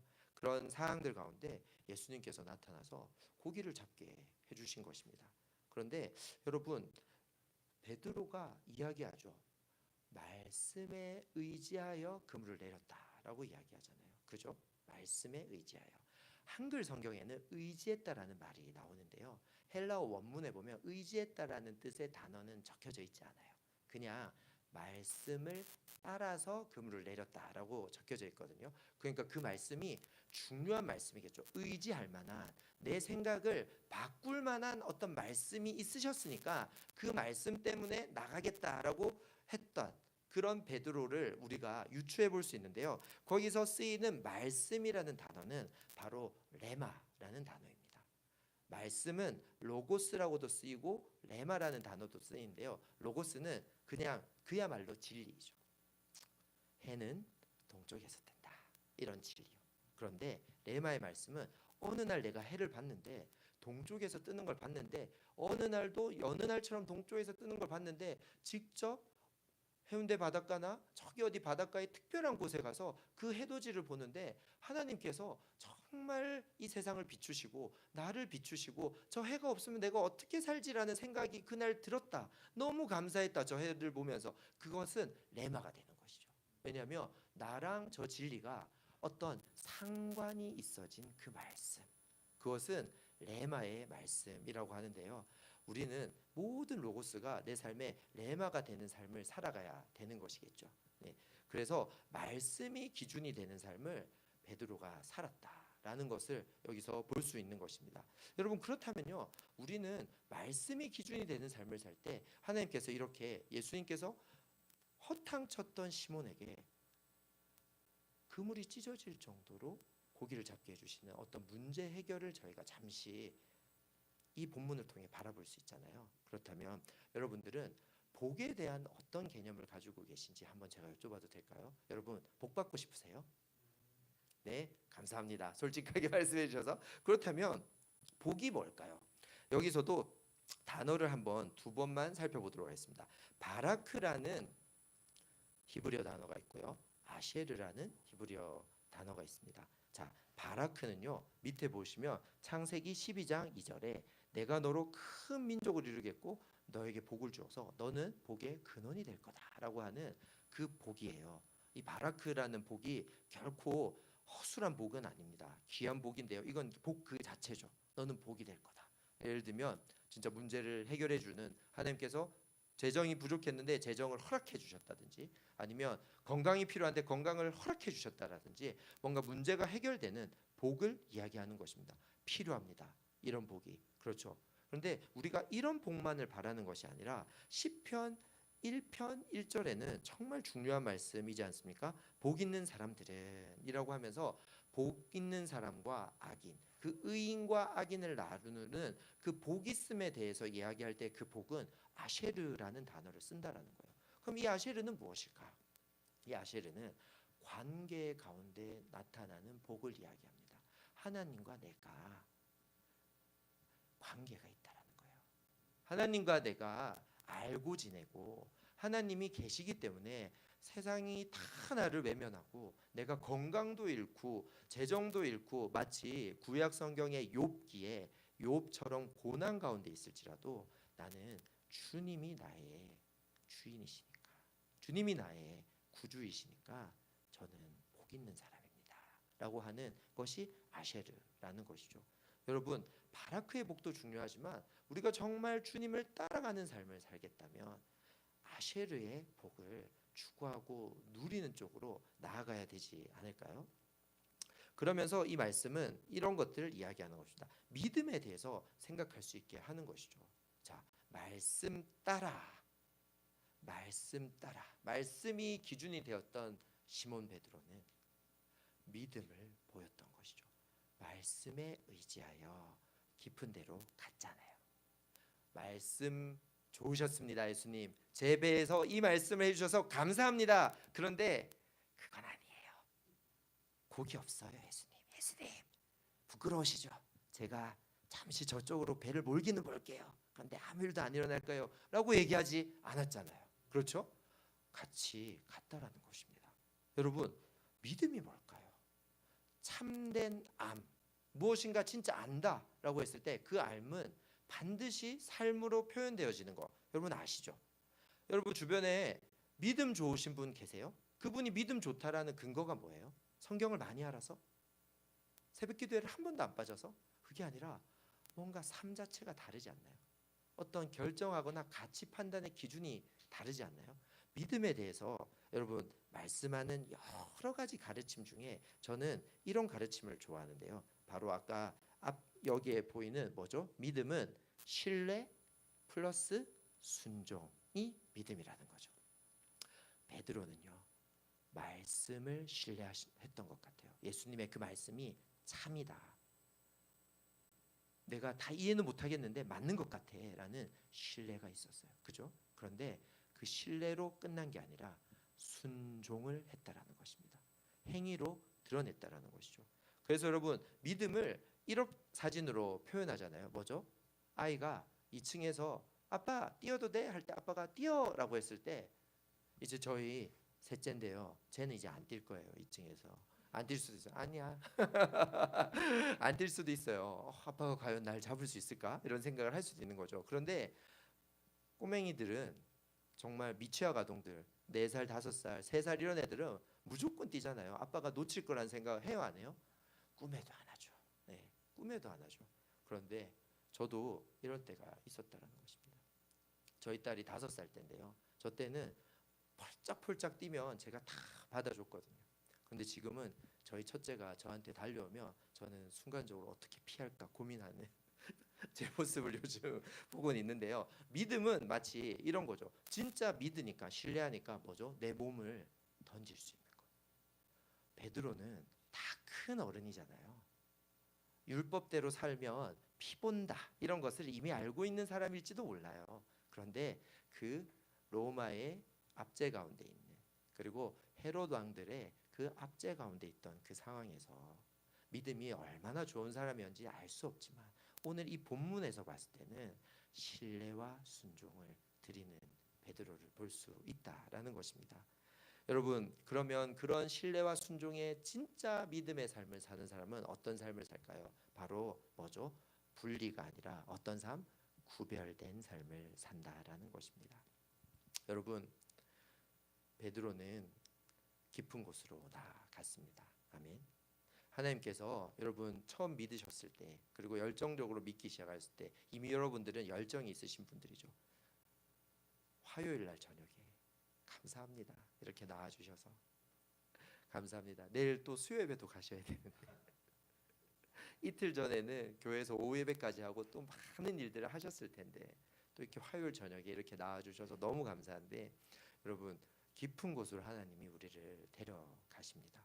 그리고 이미 데려가시고 계실 수도 있고 우리를 데려가실 때 여러분 예스 하시면서 따라 나서셨습니까? 아니면 거절하셨습니까? 여러분들이 지금 거절하시는 삶을 살고 계신지 따라가는 삶을 살고 계신지 저는 사실 다 모르죠. 하지만 주님은 반드시 성경의 인물들을 봐도 그렇고 깊은 곳으로 데려가시더라고요. 그죠? 바울 선생님도 맞죠? 다메섹 도상에서 눈이 멀고 예수님을 만나고 난 뒤에 바로 하나님 쓰시지 않고 아라비아 광야에서 오랜 시간 동안 머무르게 하시잖아요. 깊은 곳으로 가는 일들이 있어요. 요 바로 전에 4장에 예수님도 광야에서 잠시 약식일지 몰라도 시험을 당하시잖아요. 그런 것처럼 하나님은 우리를 깊은 곳으로 데려가십니다. 그런데 그걸로 끝내시는 게 아니라 그냥 우리를 세상에서 분리시키시는 게 아니라 구별시키시죠. 그렇죠. 그래서 어떻게 해요? 다시 세상으로 보내시지 않습니까? 그래서 우리는 지금 이렇게 모여있기 때문에 이 바보 사거리에 저 밖에 현란함과 저 밖에 어려움과 암울함과 상관없는 분리됨이 아니라 우리는 잠시 구별되어져 있는 존재들인 거죠. 아멘이세요? 그래서 우리는 이제 나갈 때 우리가 이 바보 사거리를 축복하는 발걸음으로 이 바보 사거리에 허망한 눈빛으로 걸어 다니는 청년들에게 그들에게 가서 막 복음을 전하면 막 그들이 왜 그래요? 저리 가요. 이럴 수도 있겠지만 그들을 마음속으로라도 축복하는 발걸음을 걸어야 되지 않을까요? 우리는 구별된 삶을 살아야 되는 존재들인 것입니다. 그런데 그 구별된 삶을 어떻게 사는가?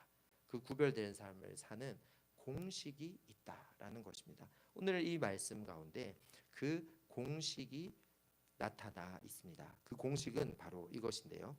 뭐죠?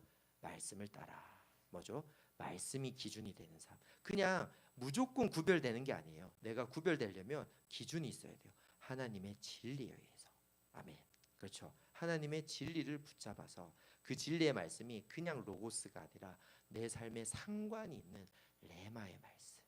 그 말씀을 붙잡고 그 말씀을 따라서 어떻게 해요? 하나님께서 깊은 곳으로 가게 하신다라는 거죠. 우리를 이 자리로 오게 하신 이유가 있으시겠죠. 그래서 깊은 곳으로 가서 마지막에 진짜 찐 순종으로 나는 도저히 이해가 안 되는데 물고기가 없는데 그물을 내리라라는 것입니다. 그물을 내리라. 여러분에게 그물이 있으십니까? 베드로는 그물 내리는 거 하나는 진짜 잘했겠죠. 어부였잖아요. 그리고 제가 아까 설명 다 안 드렸는데 갈릴리 지역은 물고기가 많았대요. 지질학자들에 의하면 굉장히 따뜻한 수온과 뭐 여러 가지가 뭔가 그 민물고기가 엄청 많을 수 있는 풍성한 수자원을 가지고 있는 땅도 좋았대요. 땅도 좀 기름진 땅이라 가지고 거기에 아마 그 어부들은 꽤 고기를 많이 낚는 고기를 잘 잡는 어부들이었을 거라고 역사학자들, 지질학자들이 이야기한 것을 제가 봤습니다. 그렇다면 그 그물이 우리에겐 무엇이냐? 여러분 저마다 주님께서 달란트 주신 거 믿으십니까? 우리 한 3명 정도 눈을 한번 마주쳐 볼까요? 좀 부끄러워하지 마시고 3명 정도. 은사가 보이시죠? 지금 은사가 보이시죠? 주님이 우리에게 은사 왜 주셨겠습니까? 먹고 살라고 주셨겠습니까? 그건 아주 1차적인 생각이고요. 왜 은사를 주셨을까요?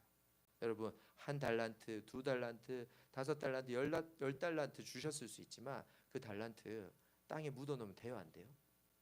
사용해야 되는 거잖아요. 이미 달란트란 단위 자체가 수십억 원의 가치를 가지고 있다라고 하잖아요. 1달란트, 2달란트, 달란트 규모를 비교하는 게 아니라 써야 된다고요. 어떻게 써요? 내 마음대로 쓰는 게 아니라 말씀에 의지해서 주님 따라서 깊은 곳에 가서 금을 내리는 방식으로 써야 되는 것이죠. 주님은 그것을 원하고 있습니다. 어떻게 해요? 말씀을 신뢰하는 믿음은 깊은 곳으로 가는 신뢰 속에 뭐죠? 마지막으로 그물을 내리는 순종으로 이 믿음이 드러난다라는 것입니다. 그럼 이 공식을 따라서 말씀을 따라서 깊은 곳으로 가서 그물을 내리는 믿음 그리고 신뢰 그 순종의 삶을 사는 사람에게는 어떤 일이 일어나냐? 우리 5장 7절 다 같이 읽도록 하겠습니다. 시작. 이제 다른 배에 있는 동무들에게 손짓하여 와서 도와달라 하니 그들이 와서 2배의 채움에 잠기게 되었더라. 아멘. 여러분 너무 희망찬 결론이지 않습니까? 2배에 채울 정도로 잠길 정도로 많이 잡았다. 여러분 그래서 주님 신뢰에서 그물을 내리면 2배가 된다고 합니다. 여러분의 재산이 2배, 여러분의 지혜가 2배, 여러분의 은사가 2배 맞습니까? 아니죠. 그러면 기복신앙이죠. 우리는 그런 수준 아니지 않습니까? 그런 게 아니라 무엇이 드러나냐? 하나님 나라의 영향력이 드러난다라는 것입니다. 오, 베드로 왜 나가? 예수님 태우고 왜 나가? 그런데 그물이 찢어질 정도로 많이 잡혔어요. 야, 다시 와봐. 도와줘. 다 알게 되는 거죠. 뭐지? 무슨 일이지? 이 예수님 진짜 놀라우신데? 이 예수님 정말 보통 분이 아니신데? 이 예수님 뭔가 예수님이 하시는 말씀 그 복음의 선포와 하나님 나라가 진짜구나라는 것이 알려지는 뭐죠? 믿음으로 바로 하나님 나라가 펼쳐지는 것입니다. 여러분 이 사진 잠시만 묵상해 볼까요? 위에는 가시면류관인데 투영되어 있는 밑에 그림자로 하나님의 왕관이 보이죠. 주님 다시 오실 것입니다. 아멘. 그러면 저 왕관이 위로 올라가는 진짜 드러나는 하나님 나라가 나타나겠죠. 하지만 너무 어려워 마세요. 지금도 하나님 나라가 있습니까 없습니까? 있죠. 지금 이 자리에도 있죠. 두세 사람이 주의 이름을 모인 곳에 나도 그것들과 함께 있을 거라고 마태복음 18장 20절에서 말씀하셨잖아요. 우리 하나님 나라를 추구하는 삶, 믿음으로 하나님 나라를 추구하는 삶을 살아야 된다라는 것입니다. 오늘은 SBS 졸업생들, SBS 관련자들의 모임입니다. 사과의 말씀드립니다. 원래 오늘 말씀 전하기로 하셨던 이명희 간사님 몸이 아프셔서 오늘 저로 갑자기 교체된 점 이해해 주시고요. 오늘 이 자리에 오셔서 여러분들을 환대하셔야 되는 학교장님 문상균 간사님, 오늘 급한 상가댁에 조문할 일이 생겨서 못 오시게 된 거 다시 한번 사과드리겠습니다. 그런 사정들이 있었습니다. 그런데 오늘 그래도 SBS 졸업생들과 관련자들의 모임이니까 말씀드리면 BRI도 없고 단락 제목도 없고 수평과 수직도 없지만 여러분 오늘 이 말씀을 통해서 하나님이 무엇을 이야기할까요? 이 말씀 본문에 조금 벗어나서 10절 11절을 우리 다 같이 한번 읽어보도록 하겠습니다. 시작. 시몬의 동업자인 야고보와 요한도 놀랐음이라. 예수께서 시몬에게 이르시되 무서워하지 말라. 이제 후로는 내가 사람을 취하리라 하시니 그들이 베드를 육지에 대고 모든 것을 버려두고 예수를 따르니라. 아멘. 이게 그 유명한 사람 낚는 어부가 되게 하겠다라는 말씀이잖아요. 베드로의 은사는 그 그물을 내리는 그 은사는 유지되는 것 같아요. 그런데 이제 물고기를 잡는 게 아니라 뭐죠? 사람을 낚고 구원하는 자가 될 거다. 그 말을 당장에는 이해하지 못했겠죠. 하지만 우리는 알잖아요. 우리 베드로 선배님은 그런 삶을 사셨잖아요. 그런 것처럼 우리도 어떠한 삶을 살아야 될까요? 여러분 결론을 맺고 싶습니다. 울산 이야기를 다시 해봅시다. 울산에 여긴 어딘가요? 대항암에 있는 출렁다리죠. 한번 건너가 봤는데 재밌더라고요. 반대로도 건너고 또 건너고 하는데 몇몇 사람들은 다리가 후들거려서 오지 못하는 것도 보았습니다. 그런데 또 이런 것도 제가 찾았습니다. 뭐죠? 노제물산 킹받네 아이디어 공모전. 울산시가 일을 열심히 해요. 보니까 시에서 나서서 이 노잼이라는 것을 없애고 싶어가지고 별의별 일을 다 합니다. 그런데 여러분 노잼이 중요한 걸까요? 이 땅이 재밌는 도시가 되는 게 진짜 하나님의 원하심일까요? 세상 사람들은 울산에 부정적인 것들이 없으면 좋겠으니까 저런 것들도 관리를 해야 되겠죠. 어떤 이 울산에서 오래 섬기셨던 선교사님이 울산 땅의 영적인 것들을 조사하면서 이런 얘기를 하시더라고요. 울산은 진짜 골리앗의 땅입니다. 실제로 저기 동구나 북구에 수많은 공장들, 울주군에 있는 수많은 화학 공장들을 보면 너무나도 크고 너무나도 강대한 구조물들이 있어서 진짜 강성한 산업의 도시이면서 그 산업은 다 이익과 돈으로 환산되는 것이니까 만몬의 도시, 골리앗의 도시, 그래서 세상의 악이나 소돔과 고모라처럼 되기 쉬운 도시입니다라고 이야기하시는 거죠. 그러면 똑같잖아요. 노잼 도시 울산 벗어나세요. 재미없어요. 울산 떠나세요. 똑같은데 저 이제 왔는데 떠날 수 없습니다. 그런데 이렇게 이야기하는 것이죠. 그런데 그 선교사님이 저한테 이렇게 얘기했어요. 그런데 골리앗의 도시고 만몬의 도시이지만 하나님은 울산에 다윗을 허락하실 겁니다. 하나님은 울산을 사랑하십니다. 그렇다면 울산의 교회들을 통해서 울산의 선교단체들을 통해서 반드시 다음 세대에 놀라운 세상이 감당하지 못할 다윗들이 일어나게 될 거예요. 그 마음을 가지고 우리가 살아야 되는 거예요. 그러니까 울산 사역이 더 재밌지 않겠어요? 골리앗한테 싸우는 다윗의 그 놀라운 물맷돌 솜씨와 그리고 다윗의 정말 우리가 실수할 수도 있겠죠. 다윗처럼 회개하는 마음으로 또 다윗이 그렇게 바지춤이 내려가는 것도 모른 채 춤을 췄던 것처럼 그런 진짜 예배를 드리는 세대가 울산에 있지 않을까. 그러면서 제가 어디 가서 울산을 소개하는 슬라이드를 하나 만들었는데요. 저는 울산을 이렇게 이제 명명하기로 했습니다. 뭐죠? 하나님의 선교의 울타리, 고래와 자동차, 산과 바다의 도시 울산이라고 이렇게 소개하는데요.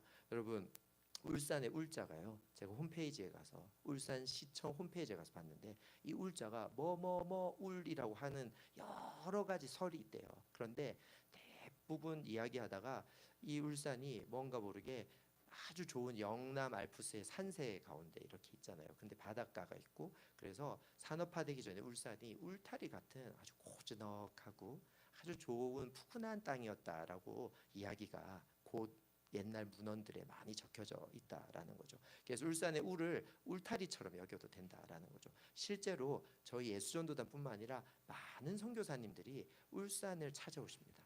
울산을 찾아오시면 울산에서 그냥 설교하고 가시고 울산에서 그냥 나눔을 하고 가시는 게 아니라 울산에서 굉장히 회복을 얻고 울산에서 큰 지지를 받으신다라는 이야기를 많이 들었습니다. 울산은 아주 엄마의 품 같은 울타리가 되어주는 곳이고 그리고 굉장히 생명력이 있는 모든 동물 중에 제일 큰 고래의 도시.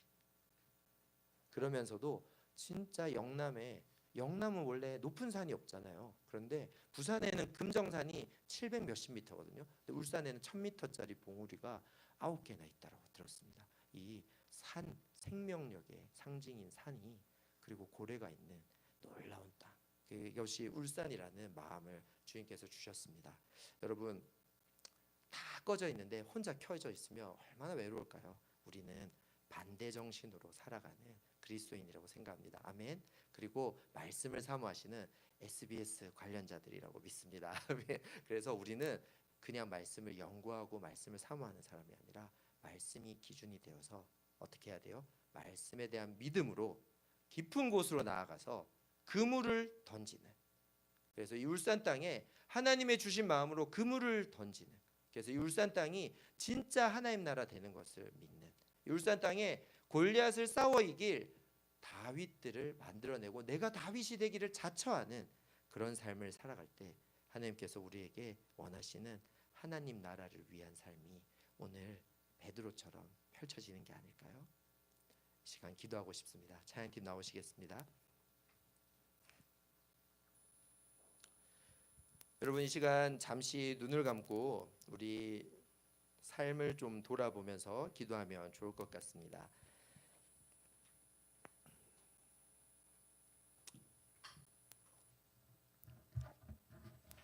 베드로의 배에 오르셔서 주님께서 깊은 곳으로 가자고 하기 전에 주님이 무슨 말씀을 하셨는지 참 궁금해졌습니다.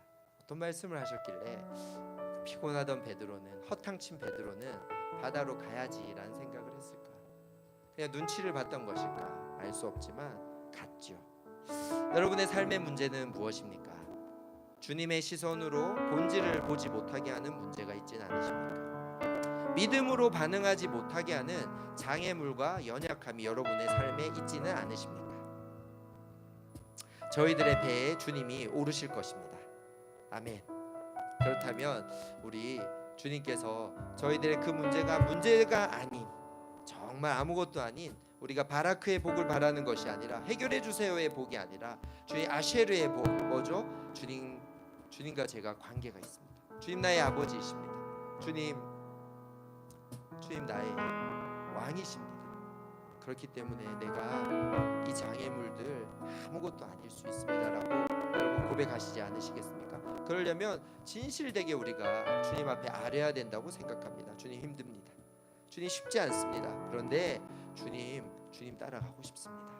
주님 믿고 싶습니다. 주님 내 배에 안 오르신 게 아니라 이미 내 배에 올라 계심을 고백하는데 제가 주님께 키를 드리지 않았습니다 라는 것을 혹시 고백하시면서 회개하시거나 돌이키시거나 새롭게 하시지 않으시겠습니까?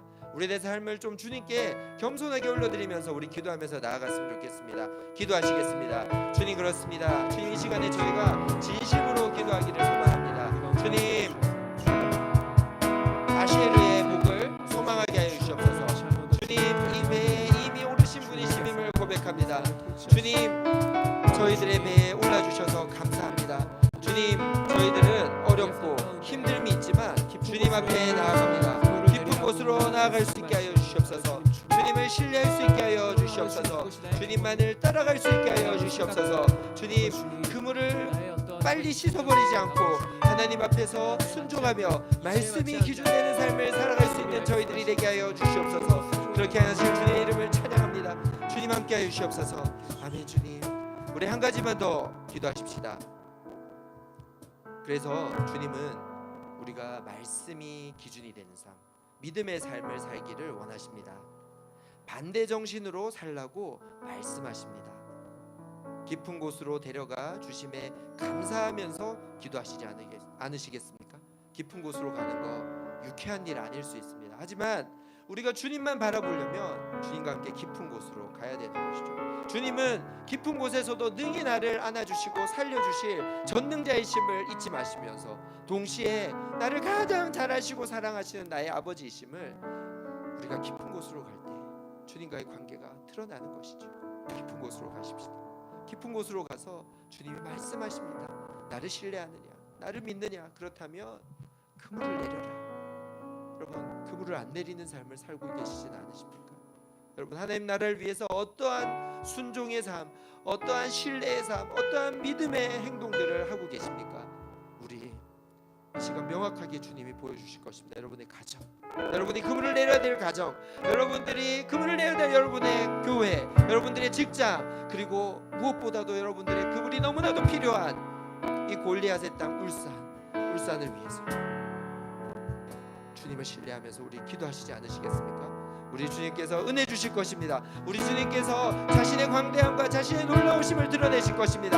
반대 정신으로 믿음으로 선포하시면서 하나님 나라를 선포하시면서 그물을 내리겠습니다. 깊은 데로 가겠습니다. 울산을 위해 기도하겠습니다. 교회를 위해 기도하겠습니다라고 주님께 결단하시면서 기도하시겠습니다. 기도하십시다. 주님, 그렇습니다. 성령 하나님, 이 시간 저희들에게 기도의 입술을 허락하여 주시고 기도의 열정과 기도의 소망을 허락하여 주시옵소서. 성령 하나님 인도하여 주셔서 저희들이 믿음으로 기도하게 하여 주시옵소서. 울산 땅을 위해서 깊은 데로 나아가서 그물을 내릴 수 있는 저희들이 되게 하여 주시옵소서. 하나님 나라를 살아내는 저희들이 되게 하여 주시옵소서. 주님, 저희들 주님을 신뢰하겠습니다. 주님, 저희들이 그물을 내리는 삶을 살아가게 하여 주시옵소서. 그렇게 하실 주의 이름을 찬양합니다.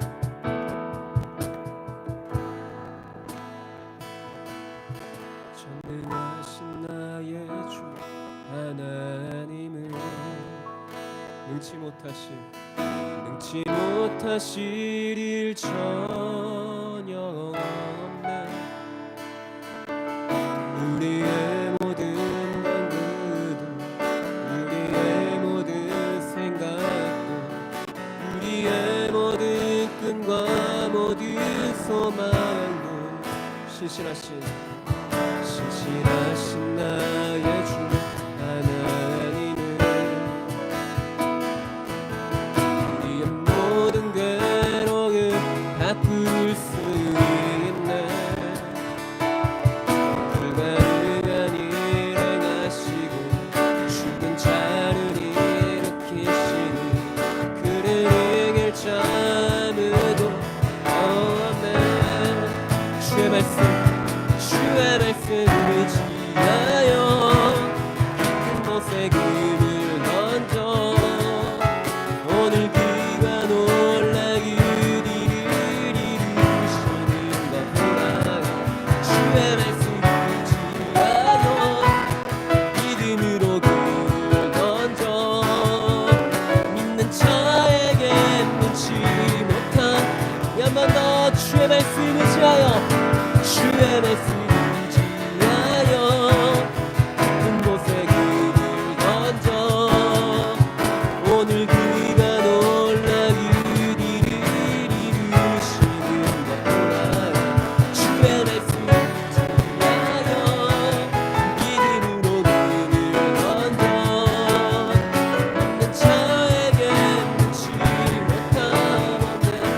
말씀을 지하여 주의 말씀을 지하여 깊은 곳에 그를 던져 오늘 그가 놀라 그들을 이루시는 것보라.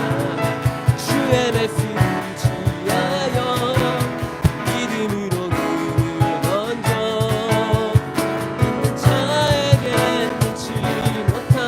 믿는 자에게 눈치 못함 없네.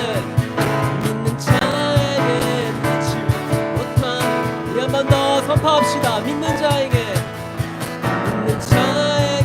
있는지 못하였네.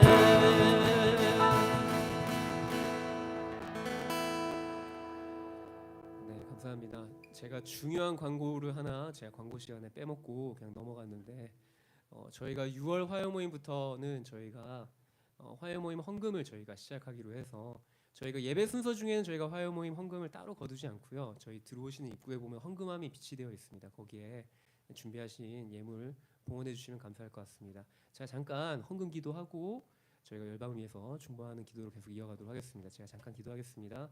사랑해 주님, 감사합니다. 오늘도 이 예배 가운데 나온 손길 위에 주님 함께 하시고, 우리가 정성으로 드린 예물 가운데 주님, 이 예물들이 쓰여지는 곳마다 주님 하나님의 나라를 위해, 주님의 뜻을 위해 이것들이 귀하게 사용되어지도록 주님께서 주님 이 예물 위에 주님 일하여 주시고 함께해 주십시오.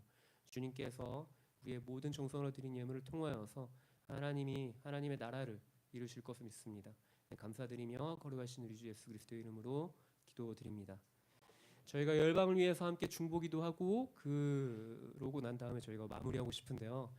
오늘 기도할 제목은 아마 여러분들 뉴스에서 다 보셨겠지만, 이스라엘과 이란이 지금 현재 전쟁 중에 있고, 이스라엘이 먼저 기습적으로 이란을 선제 타격을 해서 이란이 그거에 대해서 보복적으로 다시 대응을 하고 있는 상황입니다.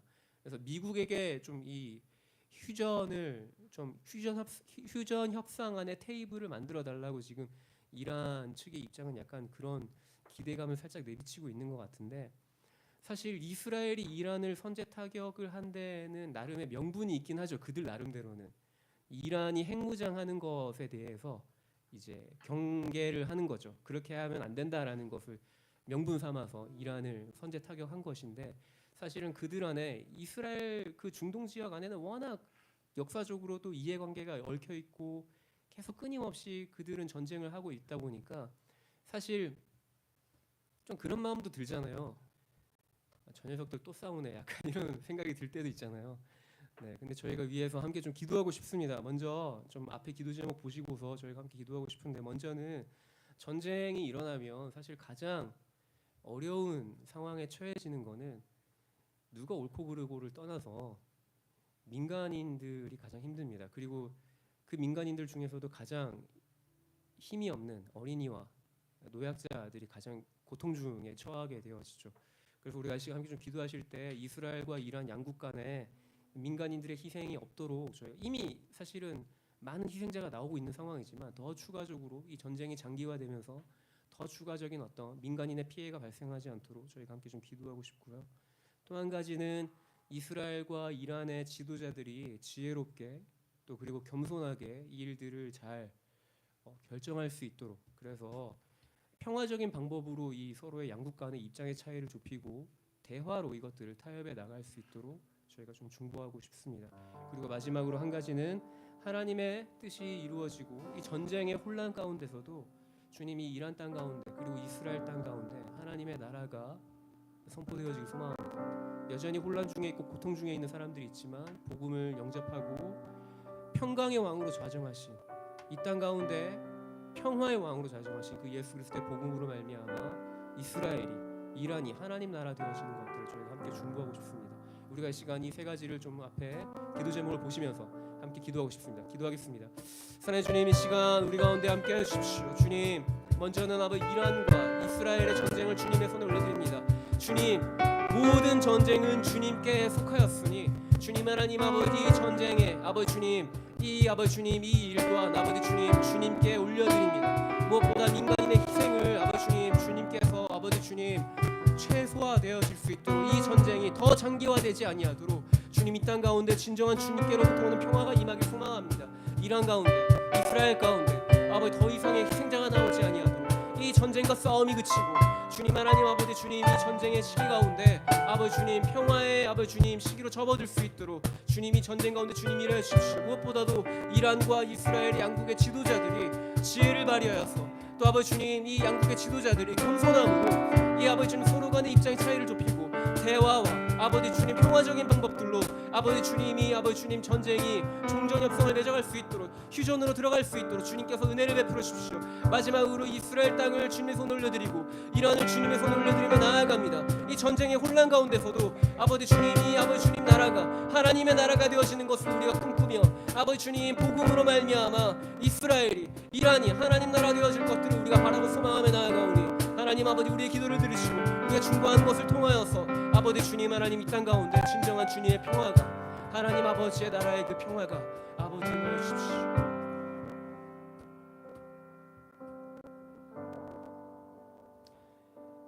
우리 가운데 평강의 왕으로 좌정하신 주님 감사합니다. 주님 전쟁 중으로 고통받는 여러 수많은 사람들을 주님 긍휼히 여기시고 이스라엘과 이란뿐만 아니라 세계 여러 나라 곳곳에 분쟁과 갈등으로 러시아와 우크라이나가 그렇고 주님 또한 팔레스타인 지역 전 지역이 여러 많은 갈등과 분쟁 가운데 있습니다. 주님 이 모든 분쟁과 분열과 갈등 속에서 주님 하나님 나라로 하나가 되어지는 그 주님의 진정한 하나님 나라가 이 땅 가운데 임하길 우리가 바라고 소망합니다. 주님께서 우리의 간구한 것과 기도한 것에 주님 오늘도 신실하게 일하여 주시고 주님 지금 전쟁 중인 이스라엘 땅에 그리고 이란 땅에 주께로부터 오는 평화가 임하길 소망하오니 우리의 기도를 통하여서 주님 일하여 주십시오. 감사드리며 거룩하신 우리 주 예수 그리스도 이름으로 기도드립니다.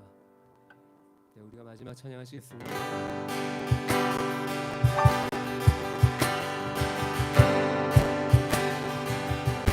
우리는 주의 움직임 우리는 주의 움직임 이곳은 주님 앉아 내가 이루하는 모든 땅에 하나님 내외하니 그날은 나를 보내가네 이스라엘의 찬송 눈떠하신 주 거룩하시니 성으로 주니 보좌를 만들고 나의 건대하리 날개 사이에 임하신 것처럼 내 미래에 하나님 우리가 이곳에 섰으니 나를 치유하소서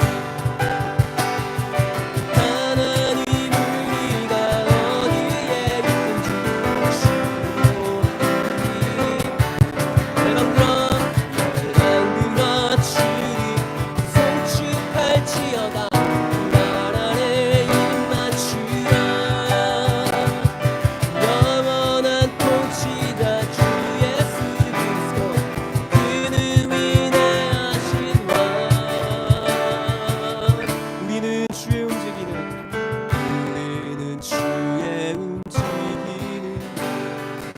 이곳은 주 내가 기도하는 모든 땅에서 하나님 예배받으 그날을 고대하네.